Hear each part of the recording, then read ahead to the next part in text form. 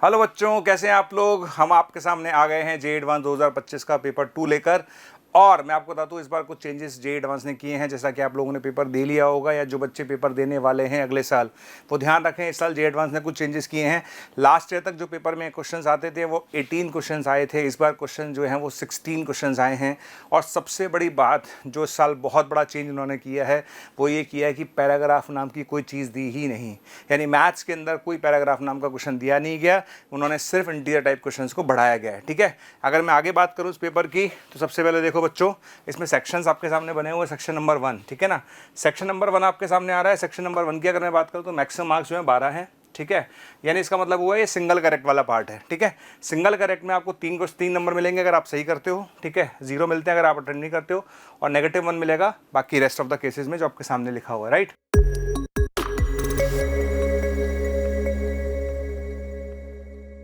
अच्छा, अब सेक्शन 1 का सबसे पहला क्वेश्चन मैं आपके सामने स्टार्ट करने जा रहा हूँ। क्वेश्चन बहुत अच्छा है, क्वेश्चन मतलब बढ़िया है अगर मैं देखूँ तो। ठीक है, लेकिन जिस बच्चे ने पूरे साल तैयारी की है उसके लिए क्वेश्चन मीडियम कैटेगरी में रखा जाएगा। तो क्वेश्चन देख लेते हैं, स्टार्ट करते हैं। क्या कहता है क्वेश्चन, इसमें आपको 2 ऑप्शन दिख रहे होंगे। इसमें लिखा है अल्फा = 2, ठीक है, और एक लिखा है अल्फा = 3, यानी दोनों के लिए आपको सॉल्व करना है, अल्फा = 2 के लिए और अल्फा = 3 के लिए। सबसे पहले हम अल्फा = 2 के लिए बात करेंगे कि अल्फा = 2 पर क्या करना है। ठीक है, तो चलिए स्टार्ट करते हैं। तो जैसे ही मैंने अल्फा की वैल्यू 2 ले ली, ओके, जैसे ही मैंने अल्फा की वैल्यू 2 ली तो क्या होगा बेटा, यहाँ पर क्या बन जाएगा,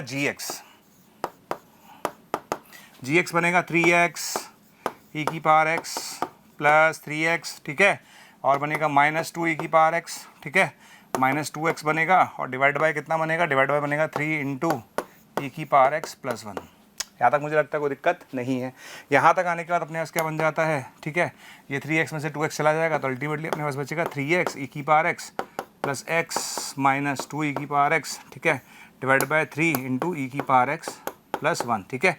ये अपने पास gx आ चुका है, आ गया। अब इस gx को उठा के हमें करना है क्या, हमें ऑप्शंस पे जाना है। ठीक है, आपके सामने ऑप्शंस हैं, अगर अल्फा 2 है तो उसकी वैल्यू या तो 0 आएगी या 1 आएगी, 2 ऑप्शन उसने दिए हैं, तो हमें चेक करना पड़ेगा। तो हम चेक करना चालू करते हैं, चलिए आगे बढ़ा जाए। ठीक है ना, तो आगे बढ़ रहा हूँ मैं। ठीक, तो मैं आपके सामने लिखूंगा limit, okay, x tending to x0 लिखा हुआ था, मॉड लिखा हुआ था, मॉड के बाद से लिखा था gx में लिख देता हूँ आपके सामने क्या लिखा हुआ है, 3x e⁻x plus x - 2 e⁻x, ठीक है, अपॉन में क्या लिखा हुआ बच्चों, ठीक है, अपॉन में लिखा हुआ 3 × e⁻x + 1, ठीक है। अच्छा, आगे चलते हैं, और पीछे साइड पे क्या लिखा है उसने वो भी देख लेते हैं। प्लस e⁻x0 लिखा हुआ है, प्लस e⁻x0 लिखा हुआ है, डिवाइड में लिखा हुआ है उसने बच्चे x - x0, ठीक है। यहाँ तो कोई चैलेंज है ही नहीं, आगे बढ़ा जाए। ठीक है, जब इसमें आगे बढ़ेंगे तो क्या होगा, लिमिट एक्सटेंडिंग टू x0 हमारे पास चल ही रहा है। ठीक है, अगर आप उसको ध्यान से देखेंगे थोड़ा सा, और अगर ध्यान से देखें तो ये 3x अपन एलसीएम लेंगे, है ना, जब एलसीएम लेंगे तो क्या होगा, 3x e⁻x + x - 2 e⁻x, ठीक है ना, ये आएगा 3 e⁻x, है ना, ex0। ध्यान से देखना, अपन एलसीएम ले रहे हैं, ये चीज़ उधर जा रही है, प्लस ये आएगा 3 e⁻x0, ठीक है, अपॉन में कितना आएगा, अपॉन में आएगा 3 × e⁻x + 1 और x - x0, ये आ जाएगा। ठीक है, यहाँ तक सब कुछ स्मूथ चल रहा है, यहाँ तक कोई टेंशन भी नहीं है। हम आगे बढ़ते हैं। अब यहाँ तक आने के बाद हमें करना है क्या, आगे आगे हमें चीज़ें थोड़ी समझनी पड़ेगी, अब आगे करना क्या, राइट। तो अब थोड़ा सा इसको क्वेश्चन को देखा जाए कि इसमें हम क्या क्या कॉमन ले सकते हैं, क्या हमारे पास पॉसिबिलिटीज़ हैं, वो हम देख लेते हैं। ठीक है, तो आपको दिख रहा होगा 3 e⁻x, है ना, यहाँ पर दिख रहा होगा 3 e⁻x, और यहाँ पर भी आपको दिख रहा होगा 3 e⁻x, राइट। तो सबसे पहले सारे बच्चे क्या करेंगे, 3 e⁻x कॉमन ले लेंगे, ठीक है ना। तो 3 e⁻x कॉमन ले लिया। अच्छा, जैसे ही 3 e⁻x कॉमन लिया तो बच्चे यहाँ पर आएगा x + ex0, ठीक है ना, x + ex0 आएगा। और क्वेश्चन में अगर आप साफ देखें, क्वेश्चन में साफ लिखा था x0 + ex0 0 है, ठीक है, x0 + ex0 0 है। तो बच्चे यहाँ पर क्या आएगा, x + ex0 आएगा। ex0 की जगह मैं लिख रहा हूँ -x0, ठीक है ना, ध्यान से देखना, मैं x0 की जगह ex0 की जगह क्या लिख रहा हूँ, -x0, ठीक है ना। तो ये वाला पोर्शन और ये वाला पोर्शन खत्म हो गया, यहाँ तक मेरे ख्याल से कोई दिक्कत नहीं है। अब आगे देखिएगा, आगे देखिएगा, अब मैं जा रहा हूँ इस x पर, ये लीजिए x ले लिया मैंने, ठीक है। अब यहाँ पर 3 e⁻x0 है, ध्यान से देखना, 3 e⁻x0 है, उसमें से एक e⁻x0 की जगह मैं -x0 रखूंगा, एक e⁻x0 की जगह मैं -x0 रखूंगा, ठीक है। अब मेरे पास क्या बचा हुआ, एक तो माइनस का 2 e⁻x बचा हुआ रह गया, और मेरे पास बचा हुआ रह गया 2 e⁻x0, ठीक है। अपॉन में जो चल रहा है उसे चलने दीजिए, अपॉन में जो चल रहा है उसे चलने दीजिए। तो ये आपके पास चल रहा है बच्चे, ठीक है। यहाँ तक आ गए। यहाँ तक आने के बाद मैं आगे बढ़ूँगा, यहीं से हम थोड़ा सा सीख लेते हैं। देखिए अगर आप ध्यान से देखेंगे तो यहाँ पर x माइनस एक्स नॉट आपको दिख रहा होगा, यहाँ पर भी आपको x माइनस एक्स नॉट दिख रहा होगा, नीचे भी आपको x माइनस एक्स नॉट दिख रहा होगा। तो बच्चे यहाँ से अगर मैं पेपर को आगे बढ़ाऊँ, यहाँ पर अगर मैं स्लाइड को बढ़ाऊँ, ठीक है, तो यहाँ पर देखिए हमारे पास क्या लिखा हुआ है, ठीक है ना, 3e की पावर x प्लस 1 तो कॉमन आ रहा है, limit extending to x nought, 3e की पावर x प्लस 1 तो कॉमन आ रहा है। यहाँ पर बचेगा x माइनस एक्स नॉट। मुझे लगता नहीं इसमें किसी को दिक्कत आने वाली है, ठीक है। नीचे देखिए, नीचे क्या लिखा हुआ है, नीचे लिखा हुआ बेटा 3 है ना, e की पावर x प्लस 1 लिखा हुआ है और x माइनस एक्स नॉट लिखा हुआ है। मुझे लगता है यहाँ तक कोई चैलेंज नहीं है, ठीक है। अब पीछे आ जाइए, अब यहाँ पर बचा हुआ क्या वाला, ये वाला पोर्शन बचा हुआ, ठीक है, दिख रहा होगा सबको। इसमें से माइनस का 2 कॉमन लेते हैं, ठीक है। अब बचेगा कितना आपके पास, बचेगा e की पावर x माइनस e की पावर x नॉट बचेगा। अच्छा, डिवाइड बाय क्या चलेगा, 3 चलेगा, e की पावर x प्लस 1 चलेगा और x माइनस एक्स नॉट चलेगा, ठीक है ना। ये बात ध्यान रखिएगा, ये सब चीज़ें मॉड में चल रही हैं, ठीक है ना। ये सारा का सारा पार्ट आपका मॉड में चल रहा है, तो ये एज इट इज़ चलता रहेगा, ठीक है। यहाँ तक आने के बाद क्या होगा भैया, ये वाला पोर्शन तो चला गया, यहाँ से हमारा कोई लेना देना नहीं है, ठीक है ना। तो अपने पास क्या बचेगा, अल्टीमेटली अगर मैं देखूँ तो यहाँ से अगर हम देखें तो 3e की पावर x प्लस 1 हमारे पास चल रहा है, 3e की पावर x प्लस 1 ये भी हमारे पास चल रहा है, ठीक है ना। इस वाले पोर्शन की अगर मैं बात करूँ तो इसमें से e की पावर x नॉट में कॉमन ले लेता हूँ, तो ये बचेगा e की power x minus X naught minus 1, ठीक है, डिवाइड बाय नीचे लिखा हुआ है 3e की पावर x प्लस 1 और x माइनस एक्स नॉट, ठीक है। अब आप जब पूरे पे लिमिट लगाएंगे तो ऑब्वियसली बात है, ये चीज़ तो फाइनाइट देने वाली ही है ना, ये चीज़ तो आपको फाइनाइट देने वाली है। और अगर आप इस वाले पोर्शन को देखेंगे तो ये स्टैंडर्ड लिमिट से 1 होने की तरफ जा रहा है, ठीक है ना। ये चीज़ 1 हो रही है बेटा, खत्म हो जाएगी, ठीक है। नीचे देखेंगे तो नीचे वाला पोर्शन आपको दिख ही रहा होगा, सेम ही दिख रहा होगा, ठीक है। तो अब अगर हम बात करें तो ऊपर जब हम लिमिट लगाएंगे बेसिकली तो क्या बचेगा, 3e की power x not plus 1 minus 2e की पावर एक्स नॉट, ठीक है। नीचे क्या बचेगा, 3 बचेगा और e की पावर एक्स नॉट प्लस 1 बचेगा। आगे सबको समझ में। यहाँ तक आने के बाद ऊपर क्या बचा हमारे पास बचेगा e की power x not plus 1 divide by 3 times of e की पावर एक्स नॉट प्लस 1, ठीक है। तो बेटा ये आंसर आ रहा है 1/3। कितना आ रहा है आंसर, 1/3, ठीक है। अब अगर हम क्वेश्चन की तरफ जाएं तो पहला ऑप्शन था 0 होगी, गलत है, और दूसरा ऑप्शन में 1, वो भी दोनों गलत है, यानी ये ऑप्शन भी गलत है और ये ऑप्शन भी गलत है, ठीक है ना। आगे समझ में। अब आगे चलते हैं। अब हमारे पास ऑप्शन बचते हैं अल्फा इक्वल टू 3 पर। अब अल्फा इक्वल टू 3 पर क्या होगा, आइए देखते हैं अल्फा इक्वल टू 3 पर क्या होगा। तो अब मैं अल्फा की जगह 3 रखूँगा, ठीक है ना। अब मैं यहाँ पर क्या रखूँगा, अल्फा की जगह 3। चलिए मैं अल्फा की जगह 3 रख देता हूँ। तो यहाँ पर मैं रखने वाला हूँ अल्फा की जगह 3, ठीक है। आइए चलते हैं, ठीक है। जब हम अल्फा की जगह 3 रखेंगे तो बच्चों क्या होगा, देखते हैं जी एक्स पर क्या फ़र्क पड़ने वाला है। तो अल्फा की जगह जब हम 3 रखेंगे, ठीक है ना, अल्फा की जगह हम 3 रखेंगे तो क्या होगा, रख देते हैं। जब मैं अल्फा की जगह 3 रखूँगा ना तो ये 3x हो गया और ये माइनस 3x हो गया, कैंसिल हो जाएगा, ठीक है ना। तो अल्फा की जगह 3 रखने पर 3x माइनस 3x कैंसिल हो जाएगा। तो ऊपर क्या बचेगा, ऊपर बचेगा 3x e की पावर x माइनस 3 e की पावर x, 3x e की पावर x माइनस 3 e की पावर x, ठीक है बच्चे। ये gx बचेगा। अच्छा gx में नीचे क्या बचने वाला है, gx में नीचे बचने वाला है 3 इंटू ई की पावर x प्लस 1, ठीक है ना। नीचे क्या बचने वाला है 3 इंटू ई की पावर x प्लस 1, ये gx बन गया अपने पास। आगे बच्चों, अब अपन को पूछा क्या भैया, क्या चाहते हो अपने से, ठीक है ना। अपने को चाहिए ये वाले ऑप्शन gx प्लस ये वाला ऑप्शन। वापस देखते हैं इसमें क्या करना है। चलिए gx प्लस एक्स नॉट, ठीक है ना। तो limit extending to x nought चलेंगे अपन लोग, ठीक है।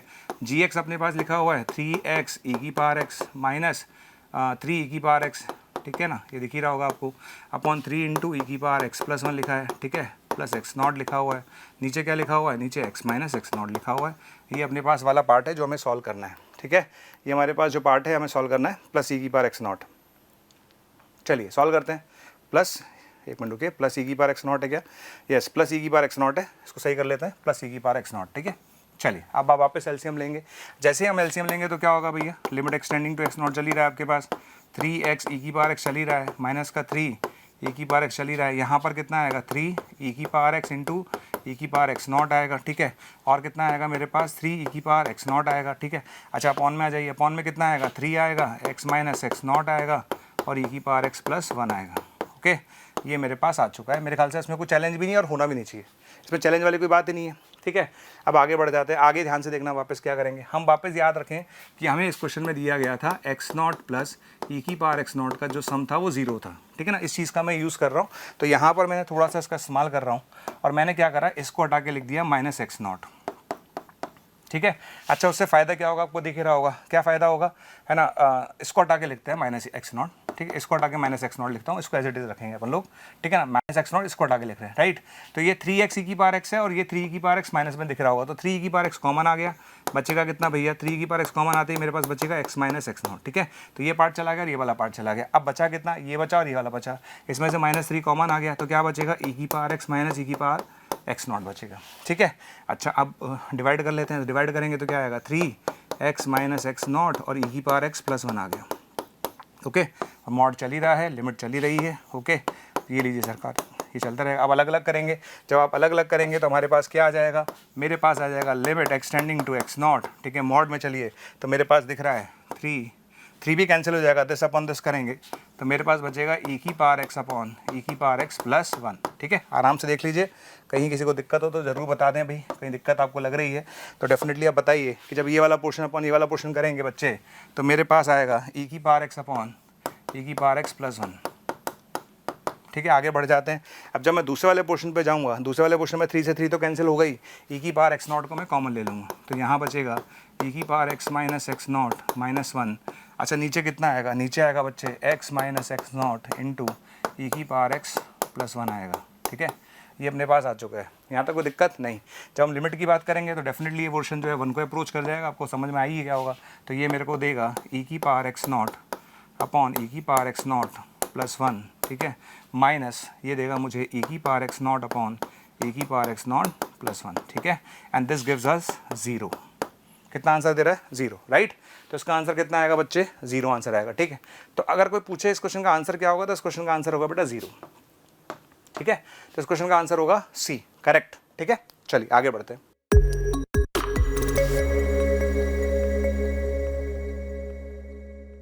देखिए क्वेश्चन नंबर 2, इसमें हमें दिया हुआ है कि x y belongs to R cross R, x greater than 0, x greater than 0, y greater than 1/x और 5x minus 4y minus 1 greater than 0 and 4x plus 4y minus 17 less than 0। तो देखिए हमें एरिया कैलकुलेट करना है with this conditions. तो देखो सबसे पहले बात करते हैं हमें कि एक तो x ग्रेटर देन 0 है, मतलब राइट हाफ की बात करनी है, y ग्रेटर देन 1/x, तो y इक्वल टू 1/x का ग्राफ बनाएंगे और उसमें देखेंगे ऊपर वाला रीजन, ये दो लाइन फॉर्म करनी है अपन को। तो देखो इनकी बात कर लेते हैं अपन। तो लाइन लिखता हूं मैं कि एक तो लाइन अपने पास है 5x minus 4y minus 1 equal to 0, ये वाला लाइन है, और दूसरा लाइन है 4x plus 4y minus 17 equal to 0, ठीक। तो अब देखिए ज़रा, इधर से अगर अपन x इक्वल टू 0 रखते हैं तो हमें मिलता है y इक्वल टू माइनस 1/4 और y इक्वल टू 0 रखते हैं तो x इक्वल टू मिलता है हमें 1/5। 2 पॉइंट यहाँ से मिल गए, तो यहाँ से देख लेते हैं x इक्वल टू 0 रखेंगे तो y इक्वल टू 17/4 और y इक्वल टू 0 रखेंगे तो x इक्वल टू 17/4। तो अगर इसको प्लॉट करें अपन,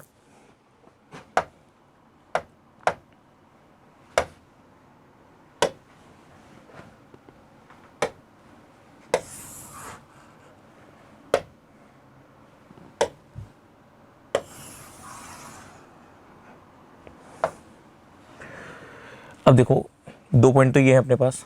इस पॉइंट के कोऑर्डिनेट की बात करें, ये कोऑर्डिनेट हमें मिल गया यहाँ से 0, माइनस 1/4 एंड 1/5, 0, इन दोनों को ज्वाइन करना है। तो 0, माइनस 1/4 वो तो यहाँ मिल जाएगा हमें, एंड 1/5 को मुझे इधर मिलेगा। तो ये लाइन हमें जो मिलेगी कुछ इस तरह की लाइन होगी, ये लाइन, ठीक है। तो पॉइंट हो गया 0, माइनस 1/4 और ये हो गया 1/5, 0। एक लाइन तो ये बन गया, ठीक है।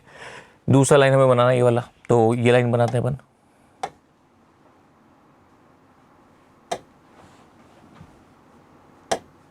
देखिए ये लाइन बनेगा अपने पास 0,17/4 और 70/4,0, ये अपन बना देते हैं इस तरीके से, ये लाइन बना देते हैं अपन।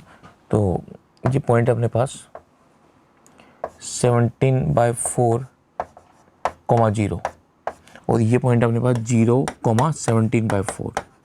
ठीक, तीसरा कर्व है जो हमें बोला गया था वो है y = 1/x। तो ये कर्व भी प्लॉट कर देते हैं।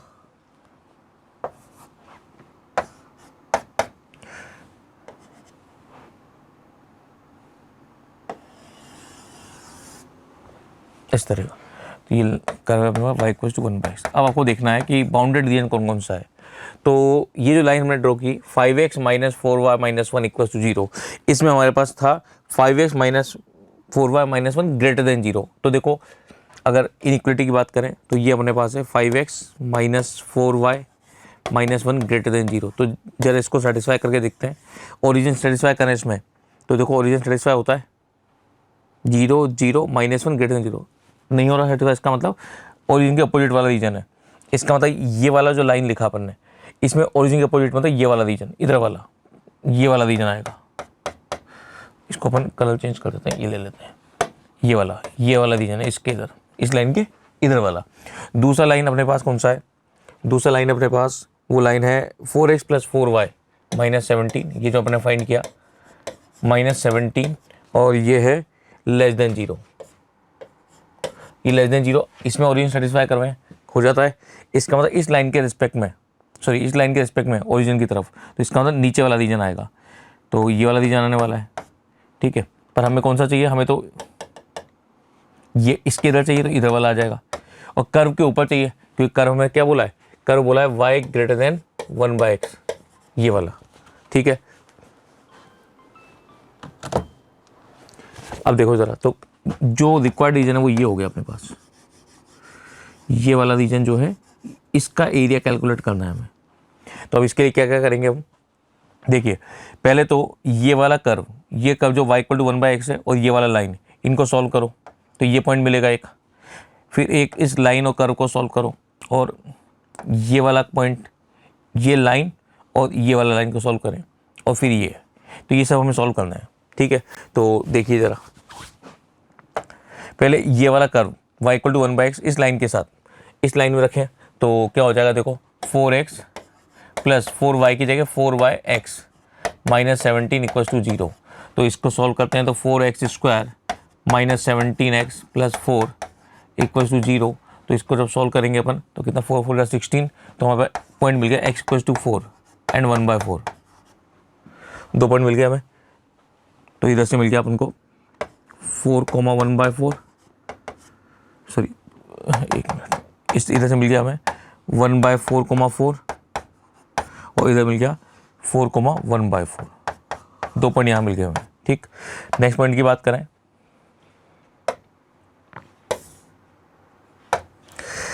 अब ये वाला पॉइंट की बात करते हैं। ये लाइन और ये कर्व, तो लाइन ये वाला, तो इसके साथ सॉल्व करें। 5x - 4/x - 1 = 0। तो 5x² - x - 4 = 0। तो 1, x = 1। तो इधर से मिलेगा हमें x = 1,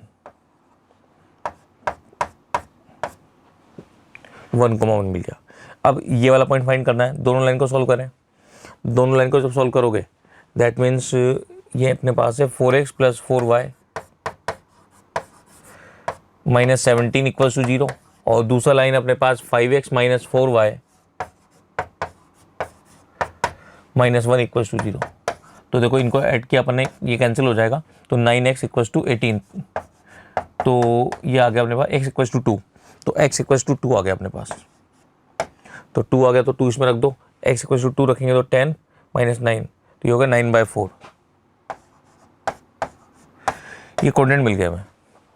अब देखो जो एरिया हमें चाहिए हम कैसे फाइंड करेंगे उसको अपन ये देखेंगे कि ये जो लाइन है, देखो ये लाइन यहाँ से लेके यहाँ तक, ये वाला जो एरिया है हमें तो चाहिए, ये वाला रीजन बना रखा है अपन ने। हम क्या करेंगे, यहाँ से लेके यहाँ तक ये जो एक ट्रेपेजियम बन रहा है, ये वाला, और एक ट्रेपेजियम इधर बन रहा है। तो इन दोनों का एरिया निकाल के उसमें से ये वाला माइनस कर देंगे।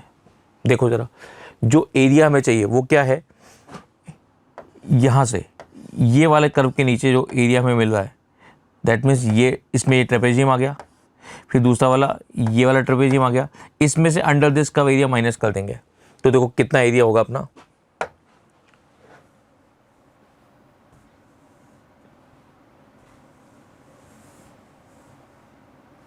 ठीक है ना। तो देखो एरिया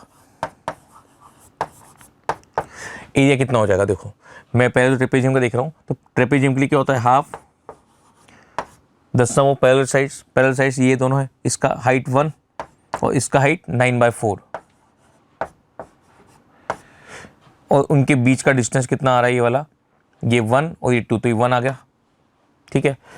ये तो ये ट्रेपेजियम का एरिया हो गया, प्लस ये दूसरा वाला ट्रेपेजियम, इसमें भी एक 1/2 9/4 प्लस 1/4, तो हाइट क्या होगी 1/4 होगी इसकी, और इनके बीच का डिस्टेंस कितना होगा 2 और 4 का 2।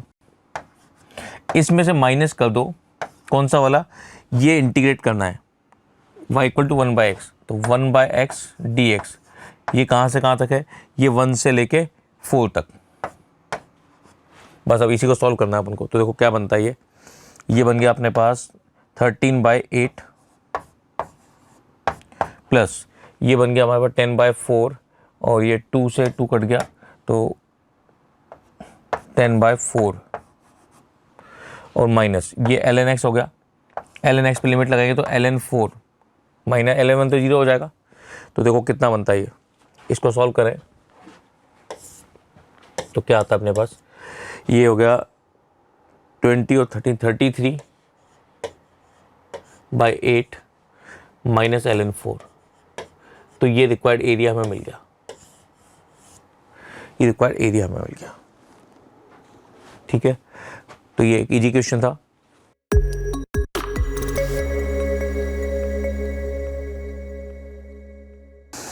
नेक्स्ट थर्ड क्वेश्चन देखिए, इसमें हमें दे रखा है, एक इक्वेशन दी हुई है, theta equals to tan inverse 2 tan theta minus 1/2 sine inverse 6 tan theta upon 9 plus tan square theta. इसमें सॉल्व करना है हमें, तो अपने काम करते हैं, स्टार्टिंग में ही एज्यूम कर लेते हैं अपन, जो tan थीटा है उसको x, जो tan थीटा है उसको x एज्यूम कर लेते हैं। तो जब x एज्यूम करोगे तो देखो ये तो बन जाएगा, यहाँ से अपन को थीटा तो मिलेगा tan इनवर्स x, तो इसमें रखोगे, तो इसमें जब रखोगे तो ये तो हो गया tan इनवर्स x, और equals to tan inverse 2x minus 1/2 sine inverse 6x upon 9 plus x square. जहाँ जहाँ tan थीटा था वहाँ हमने x रख दिया, ठीक। अब देखो मैं इसको इधर लेके जाऊँगा, ये tan इनवर्स x को इधर शिफ्ट करूँगा और इस साइन इनवर्स वाले को इधर शिफ्ट करूँगा, तो देखो क्या बनेगा,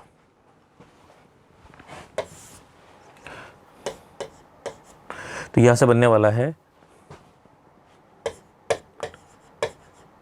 tan inverse 2x minus tan inverse x equals to 1/2 sine inverse 6x upon 9 plus x square, ठीक है।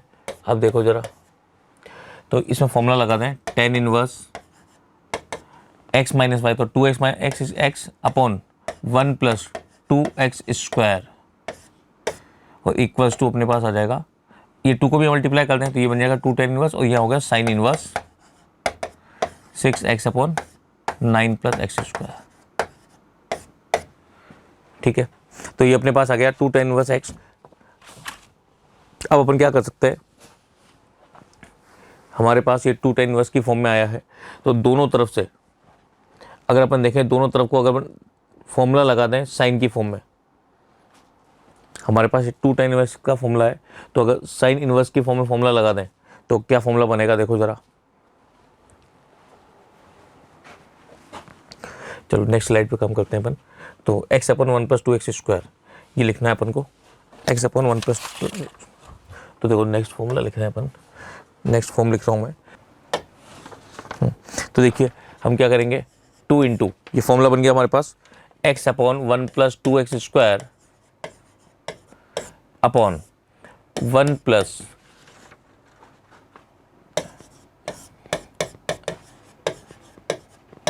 तो ये फॉर्मूला लगा दिया हमने, क्योंकि दोनों तरफ साइन था, साइन का यूज कर लिया। RHS में तो ओनली जब साइन इनवर्स हट गया तो अपने पास बच गया 6x अपॉन 9 + x²। तो देखिए हमने क्या किया था, इसमें हमारे पास जो दिख रहा था 2 tan inverse x upon 1 + 2x² equal to sine inverse, दोनों तरफ साइन लगा दिया हमने और ये फॉर्मूला हमें मिल गया, ये फॉर्म आ गया। अब देखो ज़रा, अब हम इसमें क्या क्या सिंप्लीफाई कर सकते हैं। एक तो ये बन गया ऊपर 2x × 1 + 2x² और नीचे क्या बन जाएगा देखो 1 +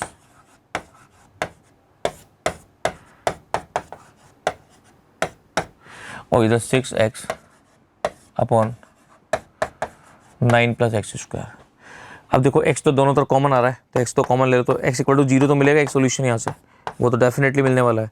अब बाकी को चेक करते हैं, बाकी हमारे पास क्या क्या आ रहा है। एक तो 2 से इसको उड़ा दो 3 टाइम, तो क्या बनता है ये 1 + 2x² ये बचेगा, तो क्रॉस मल्टीप्लाई कर देते हैं इसका 9 + x² इक्वल्स टू में क्या हो जाएगा, ये x तो कॉमन जा चुका है, 3 बचेगा, तो 3 ×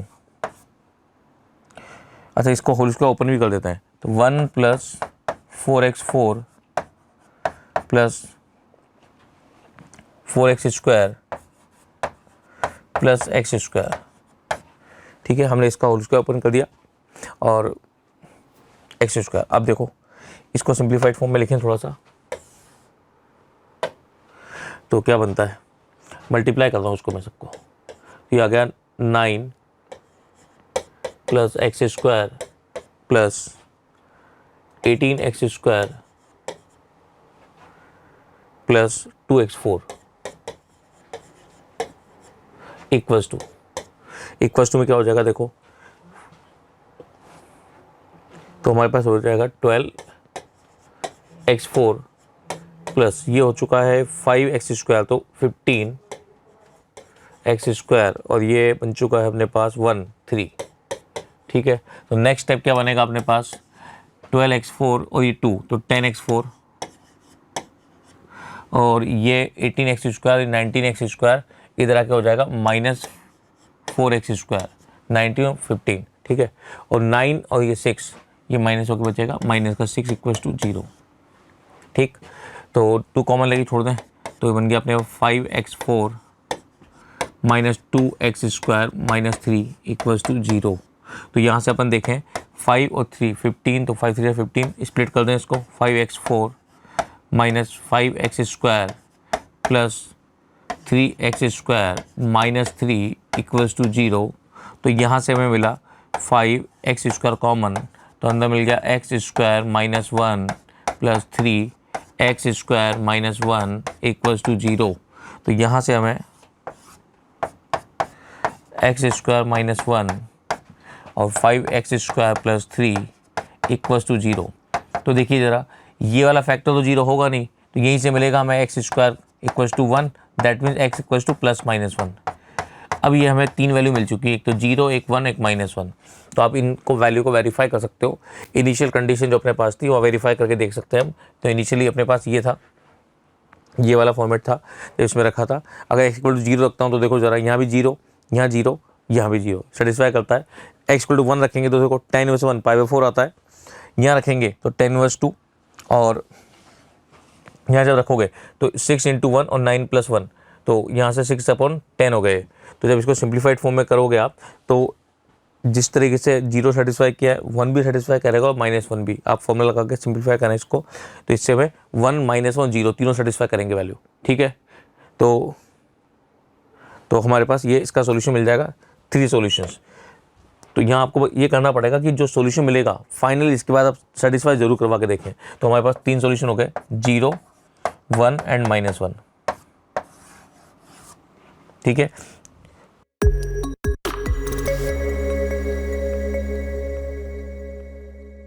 इस क्वेश्चन पे चलते हैं। Let S denote the locus of the point of intersection of pair of lines. ठीक है, इन दोनों पेयर ऑफ लाइंस के इंटरसेक्शन का जो लोकस होगा, है ना, जो भी लोकस आने वाला है, वहाँ पर एक लोकस आने वाला है, जो भी आएगा उसको उसने एस से डिनोट किया है। किससे डिनोट किया? एस से। तो सबसे पहले तो आपको इन दोनों का इंटरसेक्शन पॉइंट निकालना था। तो सबसे पहले क्या करेंगे, 4x - 3y इक्वल टू लिखा हुआ है 12 अल्फा। ठीक है, और अपने पास लिखा हुआ है 4 alpha x plus 3 alpha y equal to लिखा हुआ है अपने पास 12। ठीक है ना, तो इसको अपन क्या करते हैं, अल्फा से मल्टीप्लाई कर लेते हैं। किससे मल्टीप्लाई कर लेते हैं? अल्फा से। सिंपल जैसे अपन सॉल्व करते हैं। तो जब ऐड करेंगे तो कितना आएगा बच्चे? ये आएगा 8 अल्फा x। ठीक है, ये कैंसिल हो जाएगा, तो ये आ गया 12 अल्फा स्क्वायर प्लस 1। ठीक है, तो यहाँ से अगर आप x की वैल्यू निकालेंगे तो ये आएगी 3/2 अल्फा प्लस 1/अल्फा। ठीक है, तो यहाँ से मैं बोल सकता हूँ कि अल्फा प्लस 1/अल्फा की वैल्यू आ गई 2x/3। करेक्ट है क्या? तो यहाँ से एक मेरे पास इक्वेशन आ गई, अल्फा प्लस 1/अल्फा की वैल्यू 2x/3 आ गई। अब मैं इसको उठा के यहाँ रख रहा हूँ। ठीक है ना, मतलब x की वैल्यू उठा के यहाँ रख रहा हूँ। ठीक है, रख रहा हूँ मैं। तो जब मैं x की वैल्यू उठा के रखूँगा तो ये आएगा 4 × 3/2 अल्फा प्लस 1/अल्फा। ठीक है, जब मैं x की वैल्यू उठा के, बेटा x की वैल्यू ये उठा दिख रही है आपको, यहाँ पे उठा के रख दिया 3/2, रख दिया मैंने। 3/2 अल्फा प्लस 1 अल्फा लिख दिया, माइनस का 3y। ठीक है, इक्वल टू मैंने लिख दिया 12 अल्फा। सही है, तो ये आ जाएगा। तो यहाँ से कितना आ गया, यहाँ से अपने पास कैंसिल हो गया, तो ये आ जाएगा 6 अल्फा प्लस 6/अल्फा। ठीक है, minus 3y equal to 12 alpha. ठीक है, तो यहाँ से 3y इक्वल टू आ गया -6 अल्फा प्लस 6/अल्फा। ठीक है, तो y की वैल्यू आ जाएगी, कितनी आएगी y की वैल्यू? y की वैल्यू आ गई -2 अल्फा प्लस 2/अल्फा। ठीक है, तो 2 कॉमन ले लीजिए, -अल्फा प्लस 1/अल्फा। ये अपने पास y आ गया। ठीक है, यानी अपने पास y/2 आ गया, and y/2 is -alpha plus 1/अल्फा। ठीक है, अच्छा, अब अगर अपन x पे जाएं तो x अपने निकाला था 2x/3, है ना, x अपन ने निकाला था 2x/3 equal to alpha y/2 minus alpha, ये अल्फा प्लस 1/अल्फा। ये अपनी इक्वेशन नंबर 1 आई थी। ओके, अब आपको लोकस चाहिए, तो ऑब्वियस सी बात है यहाँ पर अल्फा ही है जो पैरामीटर्स को हमें एलिमिनेट करना है, तो उसको हम एलिमिनेट कर लेते हैं। तो इक्वेशन नंबर 1 में से हम इक्वेशन नंबर 2 का स्क्वायर करके सब्ट्रैक्ट करते हैं। इक्वेशन नंबर 1 में से इक्वेशन नंबर 2 का स्क्वायर करके सब्ट्रैक्ट करते हैं। तो जब इसका स्क्वायर करेंगे तो आएगा 4x² / 9 माइनस इसका स्क्वायर करेंगे तो आएगा y²/4। ठीक है, और सब्ट्रैक्ट जब आप करेंगे तो इसमें से इसको सब्ट्रैक्ट करेंगे तो 4 आ जाएगा। तो यहाँ से x² / 9 minus y² / 16 equal to 1। लीजिए सर, ये इक्वेशन आ गई। अब ये इक्वेशन आपको दिख रही है, एक हाइपरबोला की इक्वेशन है। किसकी इक्वेशन है? हाइपरबोला की। ठीक, अब आगे बढ़ते हैं। ठीक, उसने बोला let t be the tangent to s, जो इन दोनों पॉइंट से पास होता है, और जो लाइन है वो इसके पैरेलल है। ठीक है ना, इसके पैरेलल, इसका मतलब इसका स्लोप मिल ही गया अपन को। तो वही अपने पास y इक्वल टू आ गया 4√2/3x, यानी अपने को स्लोप मिल चुका है 4√2/3, इसके पैरेलल है। ठीक है, तो चलिए टेंजेंट की इक्वेशन लिख लेते हैं। तो आइए इस पर टेंजेंट की इक्वेशन लिख लेते हैं। पॉइंट क्या लेके चलेंगे इस पर? पॉइंट हम लेके चलते हैं a sec theta b tan theta, a sec theta b tan theta, ये पॉइंट लेके चलते हैं। तो इस पर जब टेंजेंट लिखेंगे हम, क्या लिखेंगे हम इस पर? टेंजेंट लिखेंगे। तो टेंजेंट की इक्वेशन आ गई x sec थीटा बाय 3, ठीक है, minus y tan theta by 4 equals to 1। ये अपन ने टेंजेंट की इक्वेशन लिख ली। ठीक है, अच्छा, टेंजेंट की इक्वेशन लिखने के बाद इसका स्लोप निकालना है। क्या निकालना है? स्लोप। ठीक है, तो स्लोप होता है -x का कोफिशिएंट अपॉन y का कोफिशिएंट। ठीक है, तो इसका स्लोप निकाल लेंगे तो स्लोप आ जाएगा 4/3 sec theta upon tan theta, है ना, अपने पास 1/sin थीटा आ जाएगा। ये स्लोप आ गया 4/3 1/sin थीटा, ये स्लोप आ गया बच्चे। तो स्लोप आ गया 4/3 1/sin थीटा। ठीक है, अब स्लोप जो है ना 4/3 1/sin थीटा, ये स्लोप आपका बराबर है किसके? 4√2/3 के, क्योंकि टेंजेंट इसके पैरेलल है। 4 से 4 खत्म, 3 से 3 खत्म, तो sin थीटा की वैल्यू 1/√2 आ गई। तो थीटा की दो वैल्यू आ सकती हैं, π/4 और 3π/4। ठीक है, अब क्वेश्चन में क्या कहता है वो पढ़ते हैं भैया, क्या चाहता है वो आपसे। ठीक है, वो कहता है कि दैट जो टेंजेंट है to S passing to the point, ये टेंजेंट पॉइंट से पास होती है p, 0 से और 0, q से पास होती है। ठीक है, p, 0 से और 0, q से पास होती है। तो चलिए टेंजेंट को पास करते हैं p, 0 से। ठीक है, टेंजेंट को पास करते हैं p, 0 से। रखिए यहाँ पर p, 0, तो यहाँ से अपने पास आएगा P sec theta by 3 equal to 1, P sec theta by 3 equal to 1, ठीक है। अच्छा ये आ जाएगा अपने पास। तो यहाँ से भाई जैसे आप देखेंगे तो बेसिकली पी किसके बराबर आ गया, पी बराबर आ गया 3 अपॉन यानी 3 कॉस थीटा के बराबर आ गया, ठीक है भाई। 3 अपॉन सेक थीटा हो गया, 3 कॉस थीटा आ जाएगा। अच्छा इसी तरह से 0 कॉमा क्यू से पास होगी, किससे पास होगी, 0 कॉमा क्यू से। तो जब हम 0 कॉमा क्यू से पास करते हैं तो देखिए क्या होने वाला है, 0 कॉमा क्यू से पास करेंगे तो ये 0 हो जाएगा। तो यहाँ से minus Q tan theta by 4 equals to 1, ठीक है ना। तो q इक्वल टू आ गया -4 upon tan theta, -4 upon tan theta, ठीक है भाई, ये अपने पास आ गया। ओके अब आपने मेरे से पी क्यू पूछा है, क्या पूछा है आपने, पी क्यू पूछा है। तो जब आपने पी क्यू पूछा है तो पी क्यू मल्टीप्लाई कर लेते हैं, कर ले मल्टीप्लाई। तो पी क्यू कितना आ रहा है, -12 आ जाएगा, ठीक है। पी क्यू आ जाएगा -12 और यहाँ पर आएगा कॉस, ठीक है, और यहाँ पर आ जाएगा 1/10, ठीक है। अब यहाँ पर दो चॉइस हैं, या तो थीटा π/4 रखो या 3π/4 रखो, है ना। थीटा क्या रखो, या तो π/4 रखो या 3π/4 रखो। जब π/4 रखेंगे तो दोनों प्लस के साथ खुलेंगे और 3π/4 रखेंगे तो दोनों माइनस के साथ खुलेंगे। तो चाहे तो आप ये रख लो चाहे तो ये रख लो, कोई फ़र्क नहीं पड़ने वाला है। तो आप थीटा की वैल्यू जब π/4 रखोगे, ठीक है, तो पी क्यू की वैल्यू आ गई बच्चे -12 इंटू 1/√2, कितना आंसर आएगा, -6√2। क्लियर। तो अब अगर ऑप्शन पे जाया जाए तो ऑप्शन देखते हैं क्या है। तो ऑप्शन इसका ए है बच्चों, आंसर इज -6√2। क्या आंसर आएगा, -6√2।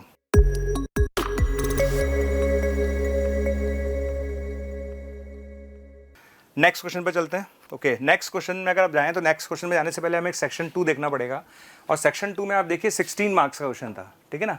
16 मार्क्स के थे, 4 क्वेश्चन आपके सामने हैं, 4 ऑप्शंस आपको दे रखे हैं जिसमें से एक से ज़्यादा करेक्ट होंगे। और उसमें बोला है कि आपको करेक्ट आंसर सूट +4 मिलेंगे अगर सारे सही होंगे, +3 मिलेंगे if all the 4 options are correct but only 3 options are chosen, ठीक है। मतलब 4 सही है, मान लो 4 ऑप्शन सही है, उसमें से 3 ही आपके सेलेक्ट करें आपने, और 2 मिलेंगे अगर 3 और more options are correct but only 2 options are chosen, ठीक है ना। ये उसके बाद मार्किंग दे रखी है, वो आप देख लीजिए क्योंकि आप पेपर दे चुके हैं, देने वाले हैं। अब इस क्वेश्चन को समझते हैं, क्वेश्चन क्या कहता है, ठीक है भैया। आई दे रखा है आपने, बहुत ही अच्छी बात है। पी दे रखा है आपने, अच्छी बात है। क्यू दे रखा है आपने, अच्छी बात है।